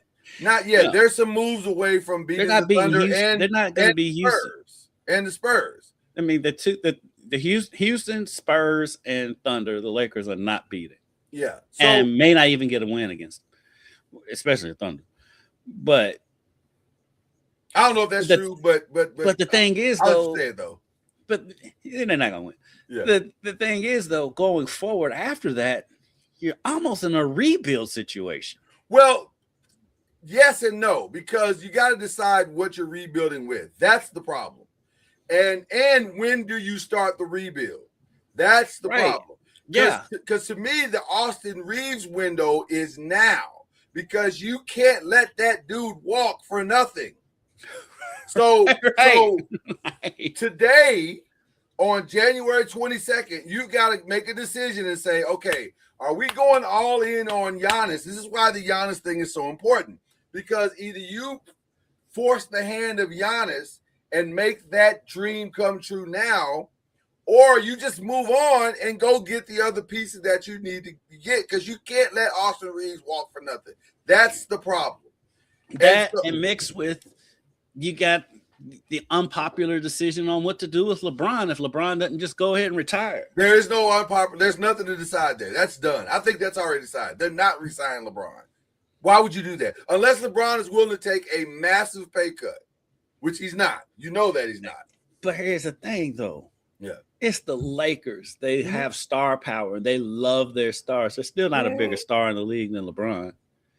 So maybe you sign him to another 1 year. I don't think you sign him to another max. He is not getting another contract. I'm telling you now. And I'm going to tell you why. Okay. If this was I don't disagree with you. If this was Jenny Buss, I would completely agree with you. It's the star powers. This is Mark Walters. This is Mark. Yeah. Mark wants to win. He don't give a flying flip about your star power. He wants the right play. Now, because he knows that the brand is the star. You come play for this brand, i.e. the Dodgers, you're a star. So the same thing with the Lakers. You come play for this brand, you're a star. We'll build the star in you based on the winning that we're going to do. But what I got to do is fill somebody that's going to fill these seats. He gets that. So they're going to use that same blueprint with the Lakers. That's why the conversation stopped with LeBron this summer. And there was no more, we're going to re-sign you. That's why Rich Paul is out here saying reckless stuff. Because he wants to see his guy win one more time. He's doing his job. I ain't mad at Rich Paul for that. It's stupid, but no, it is stupid because stuff he says is stupid. Yes. Well, because at this point, you got to know that the landscape of the NBA has changed for you. The leverage that you had is not there. It's not there anymore. That's over. Now you're just another guy doing a thing. And I tell you what, and you touched on Jeannie Buss, and you were 1,000% correct. Yeah. That's why they're in the predicament too, because she gave LeBron that no trade clause. Yes. If they didn't do that, they could have traded and gotten out from under this and been rebuilt already. They should have traded, because they should have traded LeBron last year. Yeah, they overcommitted, and I get it. I understand why you did it. I understand it. Your dad did it. I got it. And like you said, that was Jeannie. If it's this dude now, Mark is not interested in none of that. Doesn't happen. Mark is not interested in none of that. And that's why Laker fans are excited, because we're finally going to get to see a franchise ran with modern philosophies, like real modern philosophies. So I think they're in rebuild mode. And by the way, vis-a-vis, this could be Rob Pelinka's last season. And him and LeBron are they could leave together. They could be leaving together. It would not surprise me if Rob Pelinka is let go and Mark gets his guy in that seat. And I don't want this to be just a crap on LeBron show, because it's not that. It's not that. It's just everybody comes to the end of the road. Yeah, I mean, and we're at the end of the road. He serves. Yeah, LeBron can still go out there and get you 25, 8, and 6 on a given night, a few games. He probably can still average 20, 27, and 4, whatever. But that's not the question. No. The question is, can you win a title? Nobody outside of LeBron's fans, nobody believes LeBron's gonna win another title unless he's on the bench somewhere. Right. Can you win a title as he's your number 1 or 2? Which to me, that answer is no. And then also they've missed the playoffs with him as the number 1 or 2 the last 2 seasons. Right. And then also, how long do you want that culture to permeate throughout your locker room? That's the other part. And that's an important part, because I'm going to tell you something as a Laker fan, and I'll look right down the barrel of the camera. There's a reason why LeBron is one of the greatest players of all time, but not by Laker fans considered one of the greatest Lakers of all time. There's a reason for that. because his attitude about missing the All-Star, not being an All-Star starter this year and last year, has been. I'm like, this is when people talk about why is Mike greater than LeBron. It has nothing to do with. I mean, yes, it's always going to be 6-0. Right. It's not just that. It's little stuff like that. Yeah. The way Jordan didn't want to start in his last All-Star game, and here's LeBron pouting 2 years in a row. Right. that stuff plays into the conversation. Which, by the way, the truth of it is that LeBron does not, with all due respect to him, does not deserve to start unless you're going to announce a retirement. You haven't played half the. You haven't played. You've already missed too many games from being in any awards. So why should you? That's what I'm saying. Why that doesn't make sense, LeBron. Unless you're retiring. Now, if you're announcing your retirement, I'll stall you out. You've earned the right to retire. To start at that point. This is why you know LeBron doesn't expect to retire this season, because LeBron's going to want the Kareem treatment. He wants around the league. Kobe, Kareem, the tour, yeah. So he's going to announce his retirement in the summer before the season starts because he wants the tour. Well, I don't know where he's going to play though. That's the only thing. And again, I just don't think it's going to be the Lakers. I could be wrong. I don't think I've got a feeling he's going to end up finishing his career in Cleveland. Which, by the way, is not bad for them. It's not bad if he's. It depends on his respect level for Donovan Mitchell at the end of the day.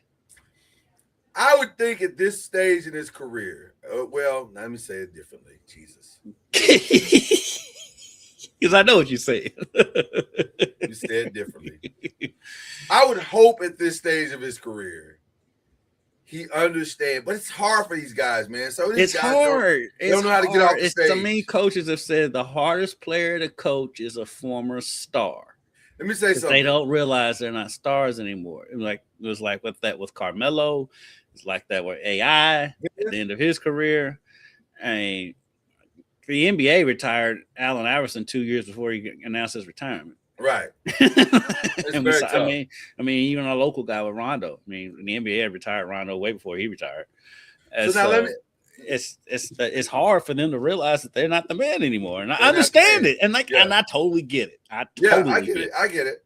So now let me give everybody the hot take that you've been waiting for, because here's what I see as a Laker fan. Their biggest conundrum with this entire situation is that if approached by Milwaukee and they say Giannis wants to be a Laker, you have to do the deal because it's Giannis. You have to do it. But can I be honest with you? That's not the best deal out there for the Lakers. That's not even the ideal player to play besides Luka. Please do tell. The ideal player to play by Luka, and this is where the dominoes would have to fall. I got a feeling I know where you're going, but I want you to say it's Jaren Jackson. Jaren Jackson. I knew that's where you were going. It's Jaren Jackson. You hinted at that last week. Because he doesn't need the ball. He doesn't need the ball. There's no ego, and he's going to still give you 25 and 15. And he's picking pop. He's got Luka's back on defense. He's the perfect player to play besides Luka. And when you said that last week, at first I was like, that's crazy. But then more and more I thought about it. And we talked it out last week. And I was like, hey, you're right. You're right. You were right. Because he does not need Giannis is ball dominant. Jaren is not. Jaren is not that. And is he as good a player as Giannis? No. No, but it's not about that. But it's about how he fits in with Luka.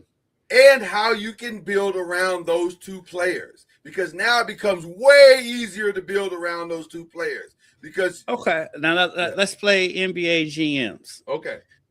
How do you make that trade? Because Memphis already maxed him out. Yes. LeBron ain't going to Memphis. No. So the way to make that trade is number one, LeBron, where do you want to go? Tell us where you want to go. Okay, for hypothetical purpose, let's just say he goes back home to Cleveland. Perfect.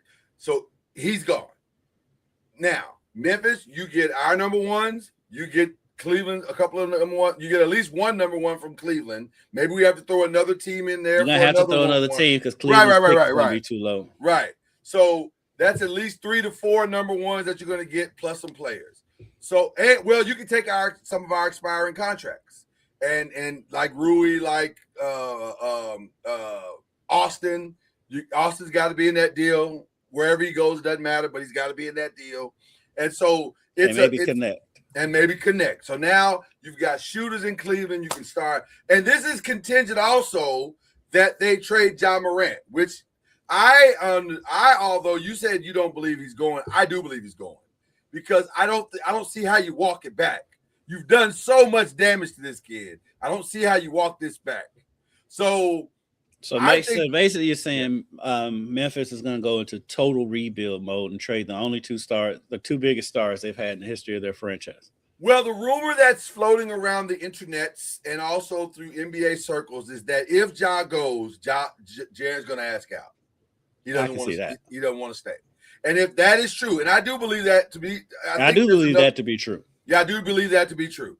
Then it makes sense for them to get the haul and to go into straight OKC mode. Now we're OKC. Let's get the best that we can get. Let's start the rebuild process right now. Let's get players that want to be here, and let's build our thing. So, and reason why I can see what you're saying is because this year's draft is loaded.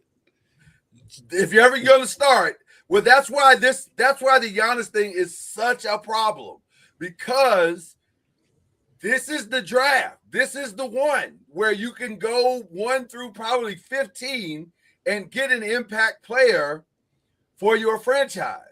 So you want to fall into the 50, but also on the back end, you can still might be able to get a couple of steals in the back end of the draft. So this is an interesting draft right now. So if you're a franchise that's teetering, you're right there.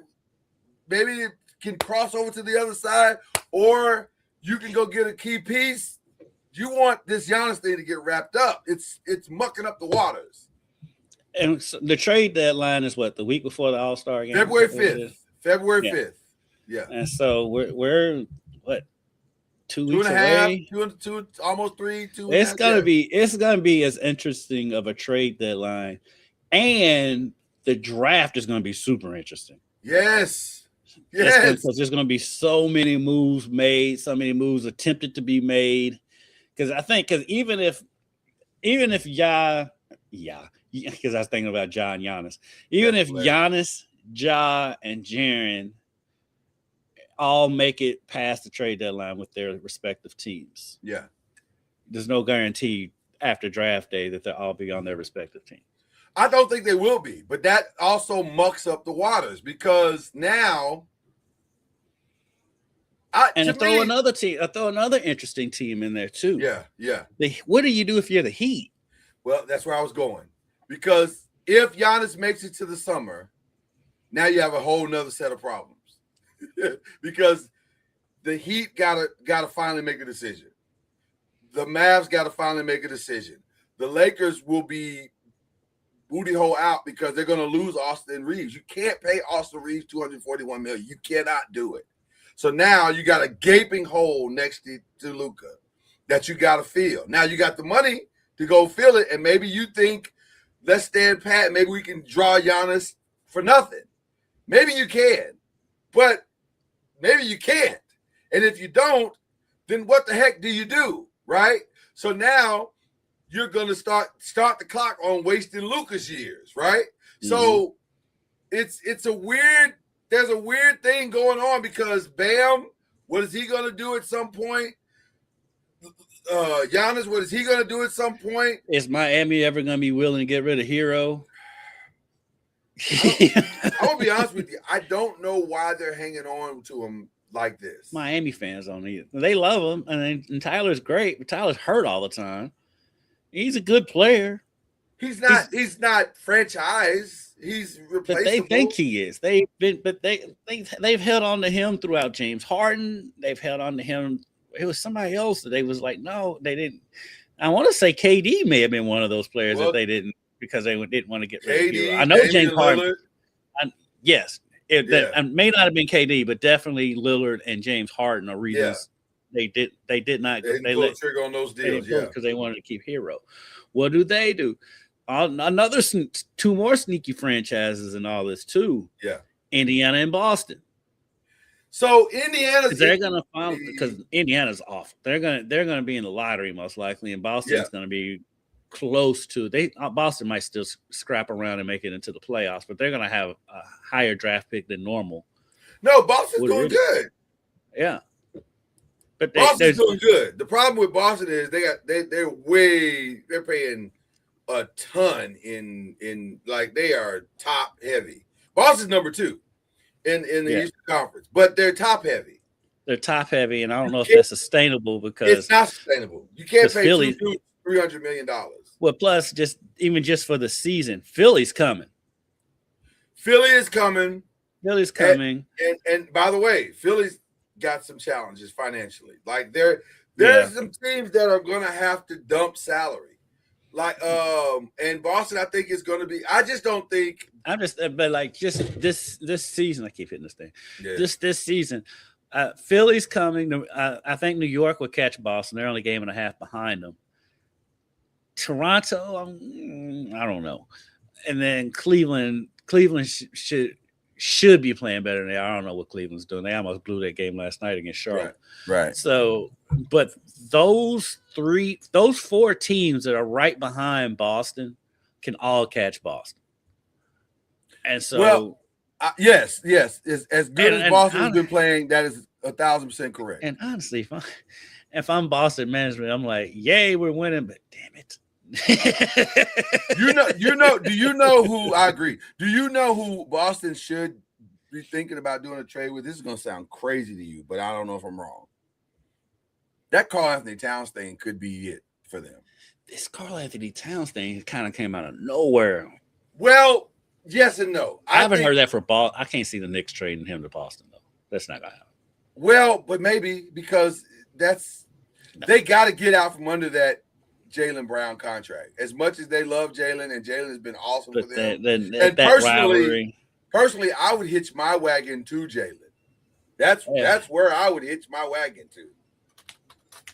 What do you think about Cat going to the Lakers? So because I think that's more likely than him going to Boston. let me answer that question. That's it. Because we just had this discussion. And I've had this discussion with several of my Laker fan friends. I don't know what Cat is. At some point, you are what your reputation says you are. And I'm starting to think that there's something fundamentally off with Cat. Because it seems like every time he's with the team for an extended period of time and other stars join that team, that's when it becomes a problem. He was fine in Minnesota when he was the man.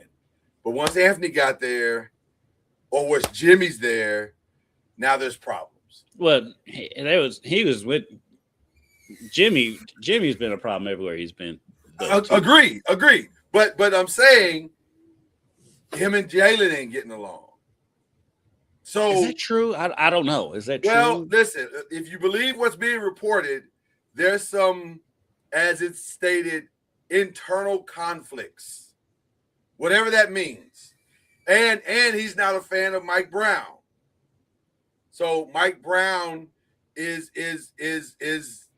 whatever. I don't know what the heck is going on. Apparently, Cat felt the way about him hugging on Draymond Green the other day, like this. So he coached Draymond, right? I don't understand. At the same time, though, Cat and Draymond got into it in that game. Right, but it wasn't get into it like they was throwing punches. Like, calm down. It wasn't that serious. He was normal. As a matter of fact, Draymond came on after and was praising Cat after the game. Right, so it wasn't that serious. I don't understand what the big deal is. But there's something that's not right with the Knicks right now. And one of the things that seems to be happening with the Lakers is that they're finally starting to get some team chemistry and culture, and you don't want to muck up that culture. So I forgot to throw the Nuggets in there as teams that the Lakers aren't beating in a series too. Yeah. Exactly. So I don't know. I don't know what to do. What would you do? What would you do with that situation? With the Knicks? Yeah, with Cat going to the Lakers. If I'm the Knicks, I ride it out with Cat. They get over it. Y'all go on a shopping spree in Manhattan or something, whatever. Y'all figure that out because this is the best Knicks team we've seen since Ewing was there. Yeah. You ride that, you figure it out. Y'all grown men, y'all figure this out. Because you're not going to get, especially this season, they have all of that going on, and they're still in third place, a game and a half out of second in the conference. And it's not been good the last 10 games, but that doesn't mean it can't turn around. But they won by 100 last night. Right. Right. So and you're not far off from. You're not far off. You're right there. I mean, you're right there. Opened up for you this season that you ride it. Y'all figure that out. I'm not trading Cat. I agree. I'm not. I agree. Just I because wouldn't do anything. Y'all bickering. You know, every team bickers. I mean, you think the Bulls got along? No. You look at Mike and Scotty act now. Right. Clearly, they didn't get along. Obviously, Scotty's a crazy person. So let's go through some of these names. I think Kuminga should pack. I think that's over. Kuminga's gone. Yeah. I think Ja is gone because I just don't see how you walk this back. I think he stays. I think Memphis is too scared to get rid of their first big star. Initially, I thought Zion was going to stay because I don't think anybody wants him. Well, I just heard that the Wizards do. What are the Wizards doing? To me. Well, they might hire Belichick. We think we can win. Hey, sports is sport. What difference does it make? He's a leader of men. He's a leader of men. I could see Zion actually going to team up with Trey 100%. I can see that. I can see that. But more so than seeing that the Wizards do that, I think for what Joe Dumars is trying to build there, I think you got to get that dude out of the building. I think you got to get him out of the building. And I think you got to get Jordan Poole out of the building. Or you got to get one, and it's not room for the two of them. Right. Get the tomfoolery out of the building. and because you got 4 solid young players. Yeah. Let them build what they're building. Yeah, because Trey Murphy, low-key, is really, really good. Yeah, I don't understand the Herb Jones conversation at all. No, I love Herb Jones. Yeah, I do too. I love Herb Jones. If you want to give us the Lakers, we'll take him right now. Him or Trey Murphy. Yeah. Yeah, or Trey Murphy. We'll put him in a hat. You choose for us. Yeah. We'll take them both. So, but Zion, I think now, the other team, I don't understand why they're waiting on what Giannis does. Because I don't think Milwaukee wants any of those parts. Maybe Kyrie, maybe Kyrie. Cooper Flag. You'd have to do Cooper Flag and Kyrie for them to give up Giannis or whatever Dallas has. I'll just say this. I think Dallas needs to have a full-on fire sale, put them players on the front line of American Airlines Center and sell. Because it does not make sense to hold on to any of those players. Cooper Flag is playing fantastic. He's having the rookie season that you want him to have, where he's learning, he's understanding the game. It's slowing down for him quickly, which is amazing. He's the pick that you thought you were getting. Yeah. He's your Luka replacement. So now that you have your Luka replacement, start building around your Luka replacement.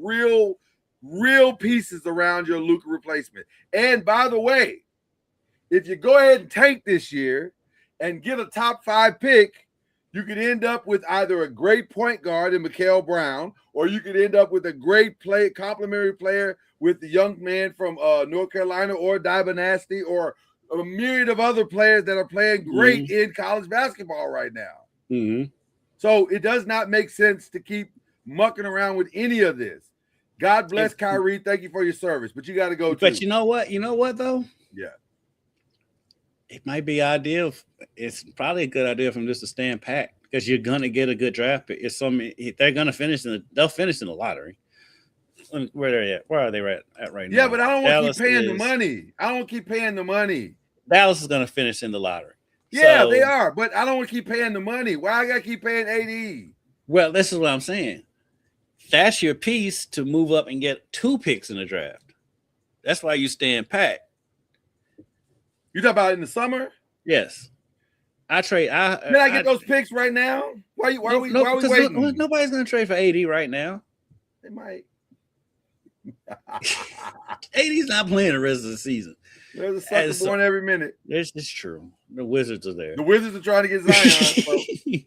But in all likelihood, even if AD is your trade, I think you keep Kyrie. I mean, AD is your trade. I keep hearing that, but I don't. For what? Going to get, because Kyrie is Kyrie. Kyrie is still that man.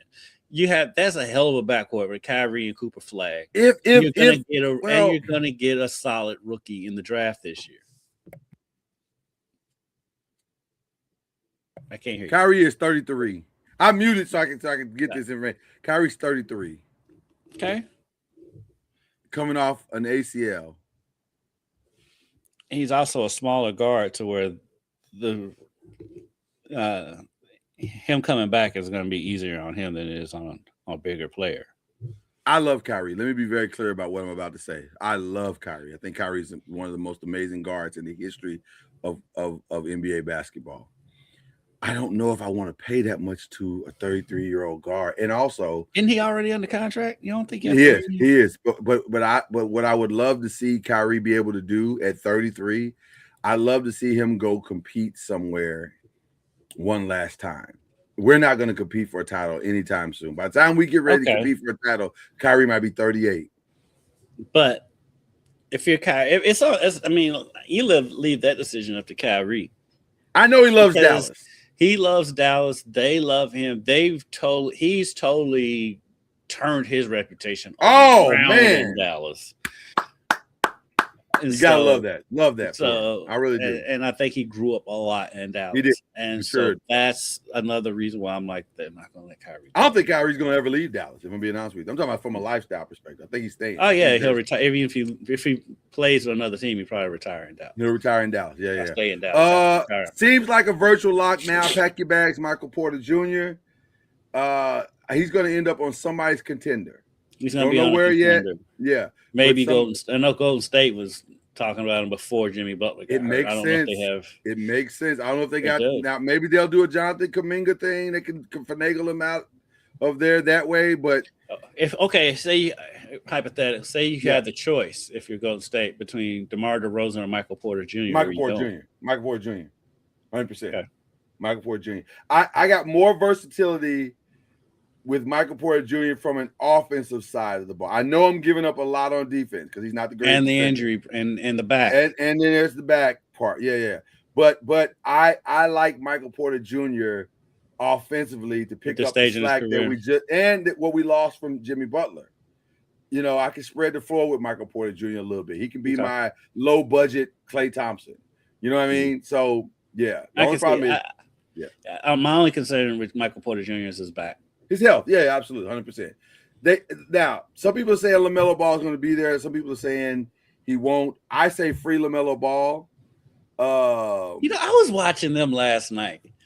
Them being awful makes zero sense. They have a good core between him, Knipple, and the kid from Alabama, and Bridges, and the second-year player from Alabama. Oh yeah. I don't understand why they're so bad. I don't either. Brandon Miller is his name, right? Yeah, Brandon Miller. Yeah, I don't get it either. It doesn't make a lot of sense. He had 24. Brandon Miller had 24 last night on 8 of 20 shooting and had a couple just monster dunks last night. Yeah. Knipple plays well. Yeah, I mean, Knipple had 11. He led the team in rebounds with 11 rebounds as a guard, and he's not that big. He's 6'4". 6'4", yeah. But he's a dog though. He's a dog. He goes in there, and he can. And he's one of the leading 3-point shooters in the league. He's what we thought Connect was going to be. Yeah. He's what we thought Connect was going to be. And so they've got a core. That's why I'm like, well, they're a super young core. Bridges is the vet, and so I could see them holding on just because they do have a solid core to build around, and they're going to add another young talent in the draft this year. I can see them holding on to LaMelo, but I can see a contender making a. But I'm trying. Also, though, you got to think what contender needs a point guard. Houston. Yeah. They need it bad. They need it bad. Yeah, I don't think Houston can win without one. I think they're gonna get their doors blown off if they don't get one. So that would mean if for them to make that trade, that means they would be trading Reed, Shepard. Probably. Yeah. Probably. They might be able to finagle. And see, it gets worse because Steven Adams, I think, is out, right? He's out for the season. Is that what's going on? I think he is out for the season. So you got it. Your front court just became something else. You can't. Clint Capella's only going to take you so far. Yeah, Clint Capella's our age. Right. Exactly. and he moves like us right now. So I think you got to make a decision. This is an interesting question. I don't know. I wish I could answer that question. That's a great question. I don't know. I don't know how to answer that one. They're in the Eastern Conference that's beat up though, and so I think the answer is yes. Yeah. Yes, both things are true. The league, Charlotte's that bad, and the league is that good. I think it's both. Because they've got a solid core. It doesn't make any sense. I just watched them last night. It makes no sense for this team to be blown out like this. Even though Cleveland almost blew it. Somebody need to pack in Boston? Let me look at their roster. I just think I think they hold tight. I think they will because they're second they're second in the conference. I think they will because quite honestly, their coach is too arrogant not to. But also, boy, this would be a great time to get Jalen out of there. Be a great time to get younger.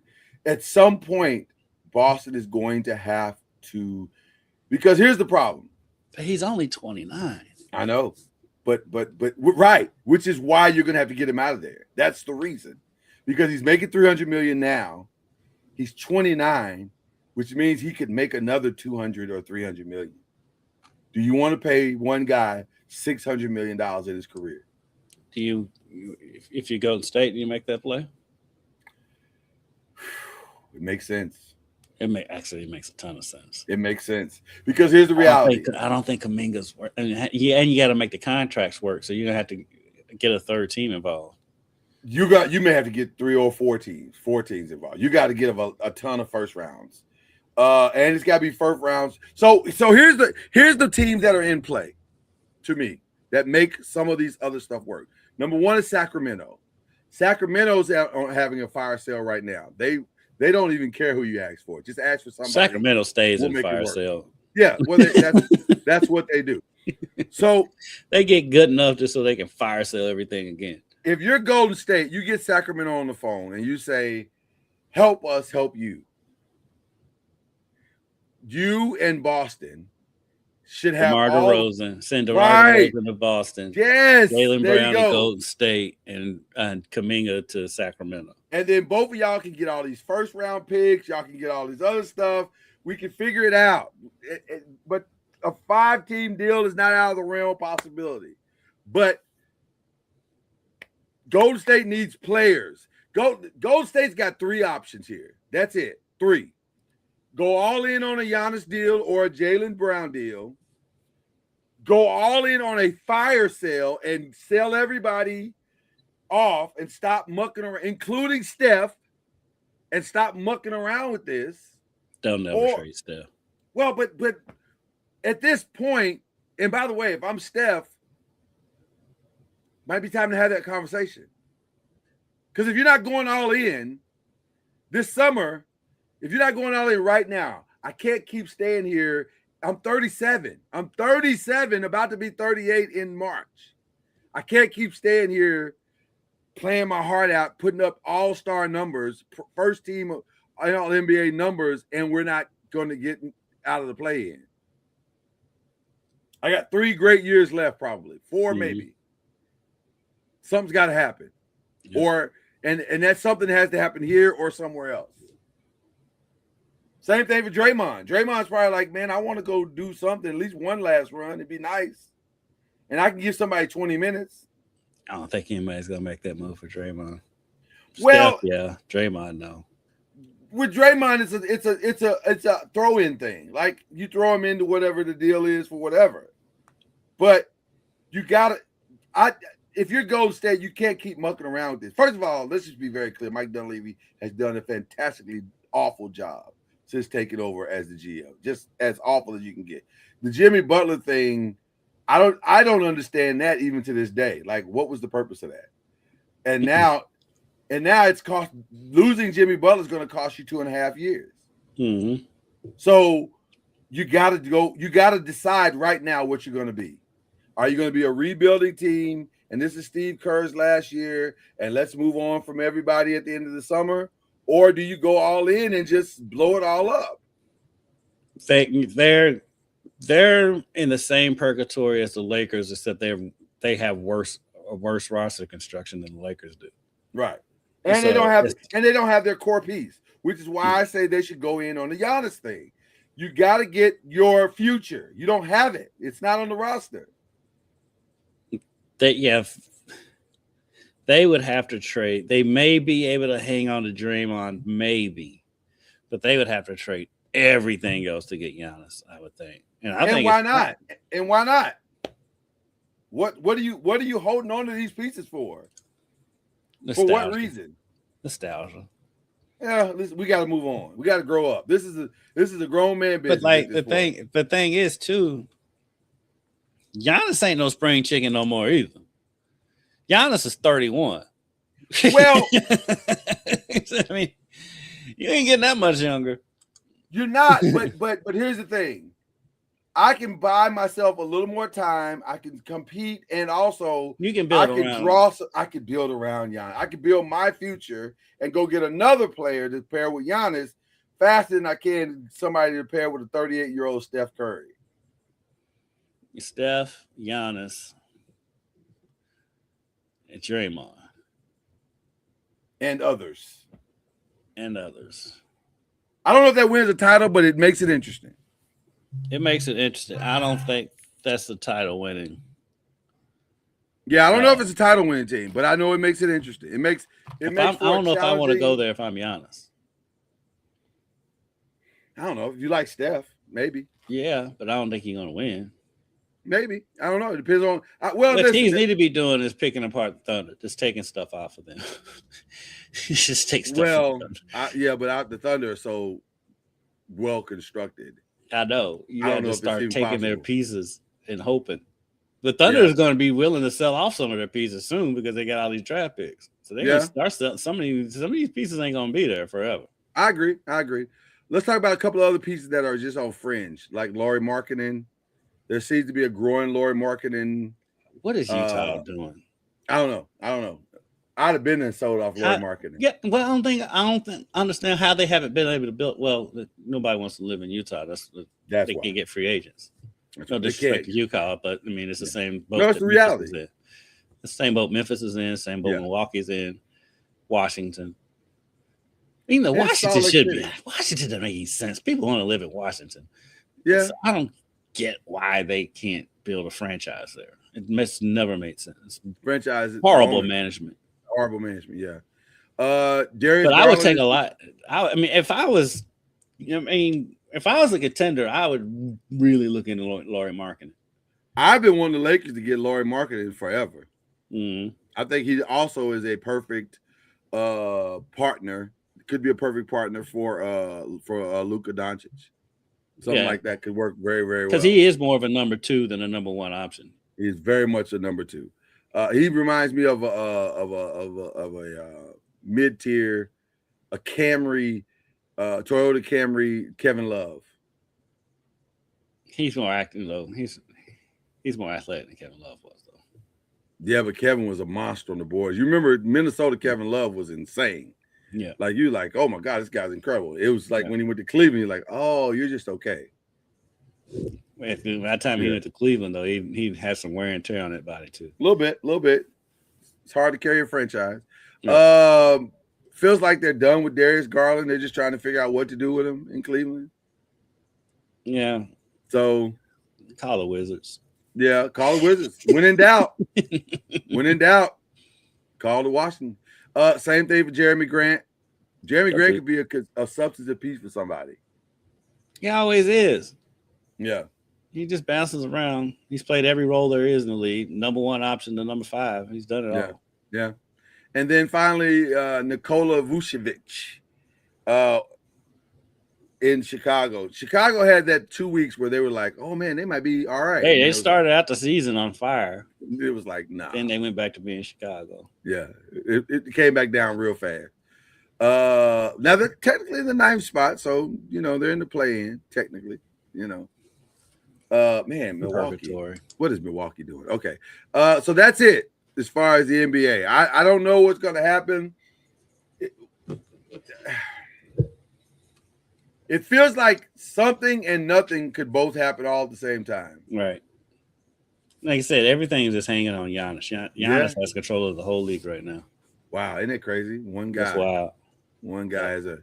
All right, let's get to the rest of the stuff. The biggest thing I alluded to earlier today is that this is Oscar nomination day, and let's start with the biggest snub right off the top. The Rock did not get the Oscar nomination for The Smashing Machine. I saw The Smashing Machine. My thoughts were he was very, very good. In fact, he was by far the best thing about the movie. But also, I heard the movie wasn't that good, though. I was going to say, but also, I understand why he didn't get the nomination. I think he rose above what essentially was just an okay movie. It was just an okay movie. But the big news coming out of this is Sinners breaks the record for nominations with 16 nominations. Have you seen Sinners? I still haven't seen it. You got to see Sinners, my brother. You got to see it. Listen, I'm not a horror guy either. I've never been a horror guy. It's not my thing. But this is not a horror movie. Well, we got a big snowstorm coming this weekend, so yeah. I'll be snowed in this weekend. You got to make that a priority. Watch that, and also watch another movie that got a lot of nominations, One Battle After Another. Both great movies. I'm going to be watching Hamnet because I want to see what all the hype's about. And then also, which I had never heard of until like I had never even heard. I was just scrolling through social media and saw a thing for it. Yeah. But Begonia F1. I've seen F1. F1's good. I thought F1 came out like a couple of years ago. No, it came out last year. It was last year. Okay. Yeah. Okay. It seems like it's been longer, but it's last year. Frankenstein, Hamnet, Marty Supreme. I do want to see Marty Supreme. I don't know where to watch it yet. The Secret Agent, Sentimental Values, Sinners, and Train Dreams were the best picture noms. Michael B. Jordan got the best actor nom, along with Timothy Chalamet, Leonardo DiCaprio, Ethan Hawke, Wagner Moura, who actually won the Golden Globe, which is interesting because or was it somebody else that got that? I can't remember who won that, but yes, Michael B. Jordan seems to be the leader in the clubhouse on that best actor. We'll see.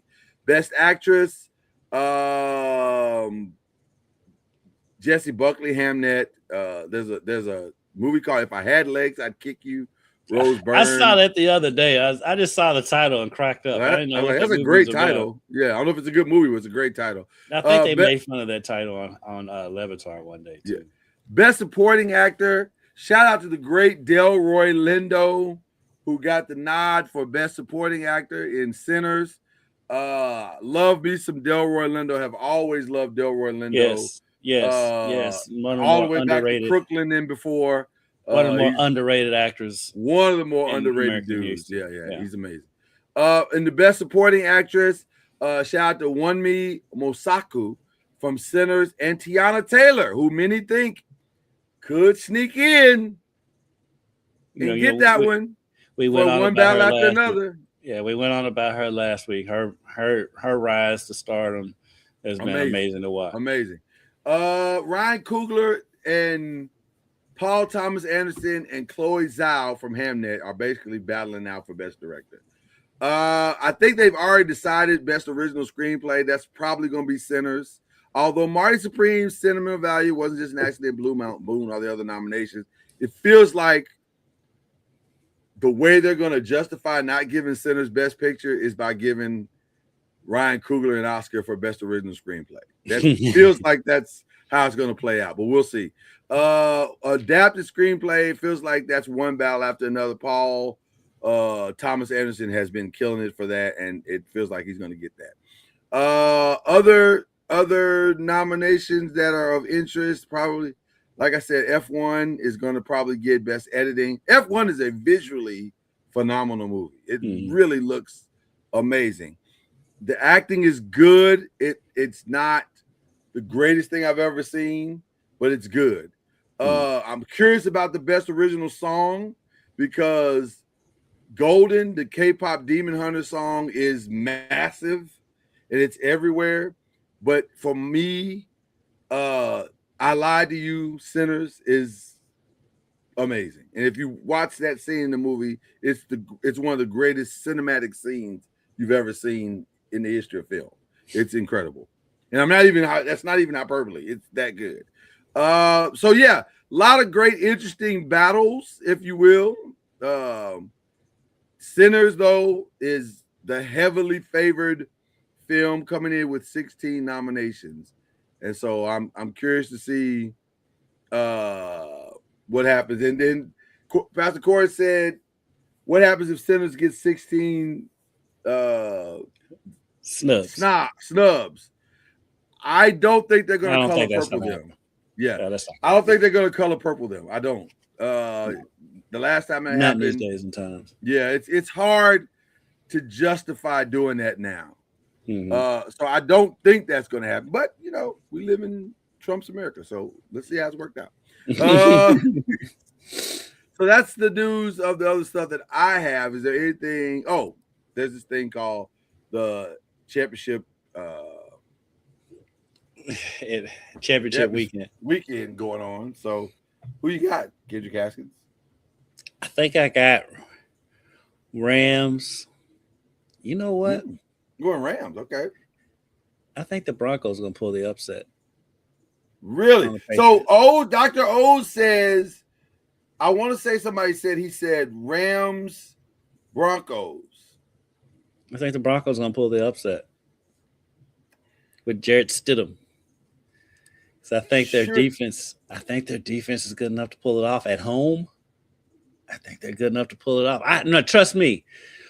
One of my biggest thorns in my side as a friend is a huge Broncos fan and Kent Taylor. So I don't need them in the Super Bowl. Shout out to the great Kent Taylor. But I think they're going to pull off the upset on the Patriots. Neither one of them are that good, to be honest with you. But the Super Bowl is the Rams and the Seahawks. Yeah. I think you said Rams. The Super Bowl. Yeah, I see what you said. Yeah. God, it sounds crazy to think that the Seahawks, that Sam Darnold's going to tank this thing again at home. Because it's set up for him to do it this time, finally. But I don't know if I disagree. I just think the Rams are the best team in the league. Now, I do think Seattle can win the game. Don't get me wrong. I would not be shocked if it's Seattle at all. It should be a close game. It should be a very, very close game. Team in the league. Rams defense scares me. But they played great last weekend. But their defense scares me. I'm going to say Sam Darnold gets over the hump. I'm probably wrong, but I'm going to say he gets over the hump. I'm going to say Seahawks, Patriots. I'm going to go the opposite. And I mean, either scenario, I can see it. Any of these four teams, I can see winning this weekend. I think the Super Bowl champions in the NFC game. Okay, and I agree. I agree with that. The one thing about the Patriots is that they don't make mistakes. They just don't. They're not going to beat themselves. Now, Drake May could beat them. Drake May absolutely could beat them. He tried to beat them last weekend. But the other 52 are doing their job, and they're doing it at a high level. If they could get Drake to calm down, then they're not. That's a second-year quarterback, and so right, and that's why I'm not upset at it because that's what second-year quarterbacks do. But the way that they play and have their quarterbacks back, despite his mistakes, is what makes me think it's gonna be hard for them to go. It's gonna be hard for them to lose that game. And then I just don't trust Jarrett Stidham. There's nothing in Jarrett Stidham's career that makes me think this guy. I think the Broncos defense is good enough to hide him. Yeah. And so in a one-game scenario at home, I think they can still do it. Okay. Now, in the Super Bowl is a totally different thing. Super Bowl, the Broncos might get their fourth blowout and win Super Bowl. which very possible. Which I would thoroughly enjoy. Can I say something about the Super Bowl too? I'm underwhelmed by the entire thing, whatever it comes out to be. I'm underwhelmed. Like this is one of those Super Bowls where I'm not going to be like, the game's going to be so good. The Bad Bunny thing, I don't know enough about his music to really love the. It may try to be a phenomenal experience. I love that Bad Bunny thing for other reasons. I love it for that. Now I do love it for that. 1,000%. I agree with that. But I'd be lying if I said, "Oh, I'm looking forward to the." I couldn't tell you one Bad Bunny song. Right. I don't know what I'm doing here. But Bad Bunny's interesting to me, so we'll see what happens. But I'm not overwhelmed by any of this. Not like I was last year with Kendrick, but that's a whole other conversation. That's also a different thing. Yeah. So one more thing from the other stuff. Yeah. The Bills owner proved why owners do not need to get in front of microphones. Oh my God. It's in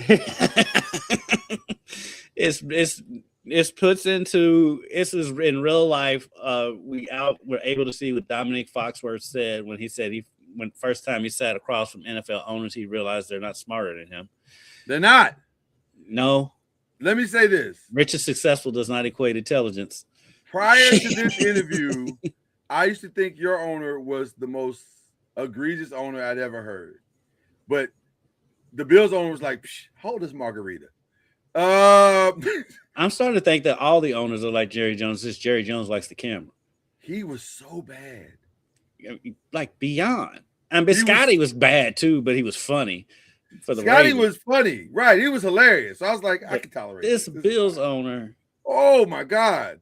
Need not ever get in front of a microphone again. It's like it was like watching a train wreck that you can't take your eyes off of. Because here's the problem. It's not even a train wreck for real. It's just a train that could stop but won't. Yeah, and matter of fact, he wrecks it, then backs up, and then wrecks into another train. It was like, I don't think it's wrecked enough. Let's see. And by the way, Keon Coleman, like, fam, you got to stop. You got to stop, yo. You got to stop. You remember our last segment, pack your bags. Yeah, I would have been mad at the GM if he'd have stood up right in the middle of that press conference and straight Dave Chappelle show smacked him in the face. Like, just the thing was, he was doing all the stupid stuff he was saying was to protect him, so he wasn't going to say anything. But that's what made it so bad, because every time you protected him, you made it 15 times worse. Especially, first of all, fam, do you not know that everything that you're doing in life these days is being recorded by somebody? It took the internet all of 2 hours to find all of the video of the Brandon Beane saying, I really like Keon Coleman, and he ran a 4.5 at the combine. He was literally at the combine bragging about it. I was like, y'all got to stop. Y'all got to stop. Y'all got to stop this team from it. So now, is that a good job? As long as you have Josh Allen, it's a good job. But oof, wouldn't be something I'd be seeking out. Bills are never going to win a Super Bowl. Not with this owner. You know what? Jesus, you may be right. If I'm Josh Allen, I might want to get out of there. I was thinking the same thing. After that press conference, if I'm Josh Allen, I might be holding my own press conference. Like, hey. I am a free agent. Please come get me. Free Josh Allen. Well, you can't say it that way, Kendrick. You can't say because you just have a big ass contract. You can't. You just have to get up there and support your owner, but you do it this way. Let me.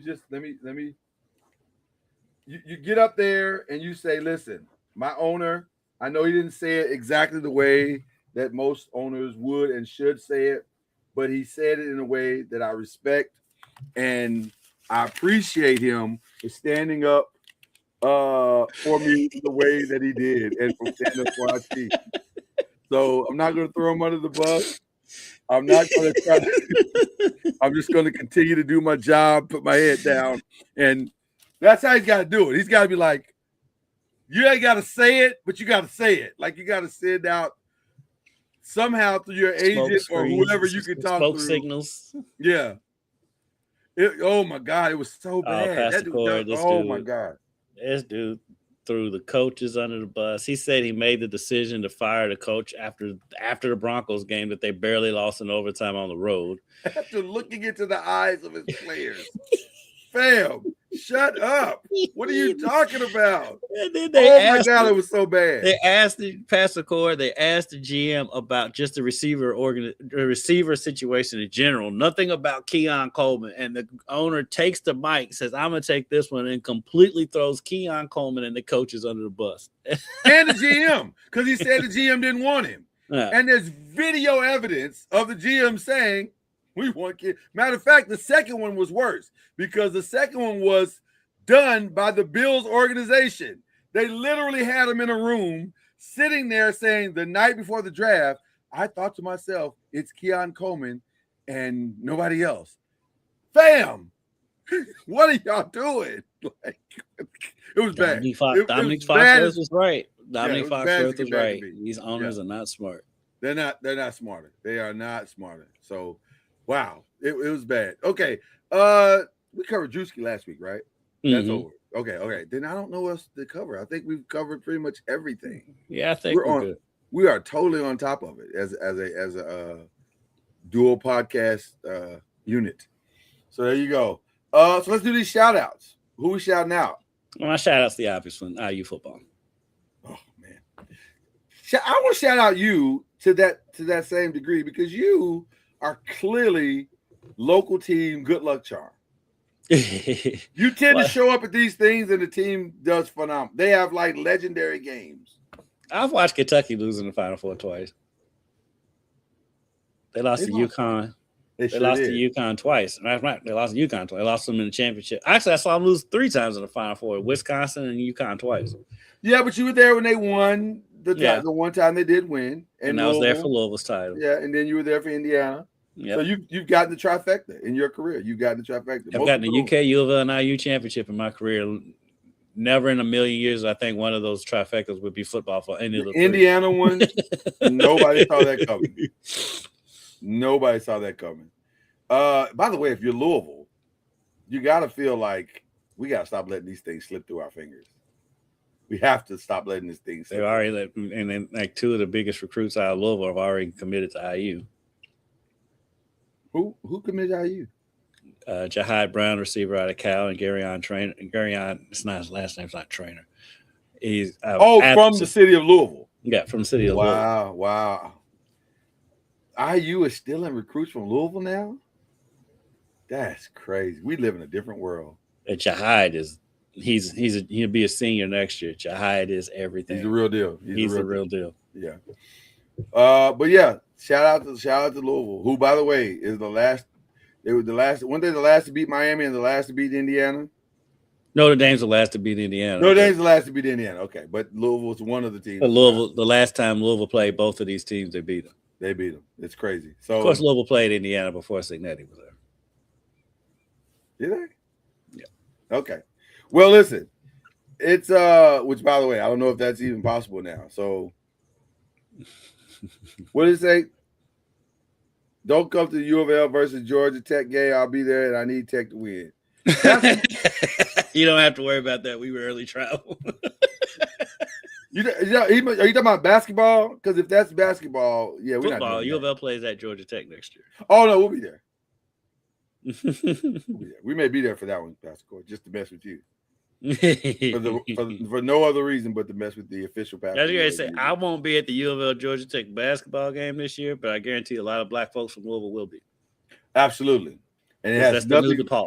It has zero to do with Georgia Tech. It's for people who are not from around here. The big road game for years in the 80s used to be all the black folk would go up to Chicago for the DePaul game. My mom used to go to that game all the time. It had nothing to do with DePaul. And it's because it's Chicago and it's close.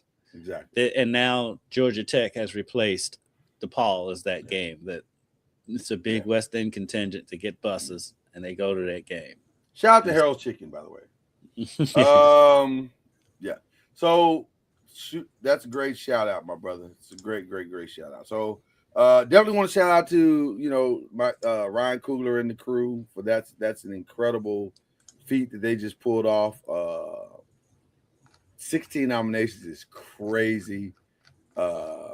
Hopefully they walk away with not just the one or two, but several, much deserved. Because I'll be honest with you, I've seen a lot of this. This is the one year that I've seen a lot of the Oscar films, and I am very much biased in that I think Sinners is legitimately the best film that was made last year. Now, having said that, as much as I love what Wumi did in Sinners, I could see Tiana Taylor winning that Best Supporting Actress. She was really phenomenally good.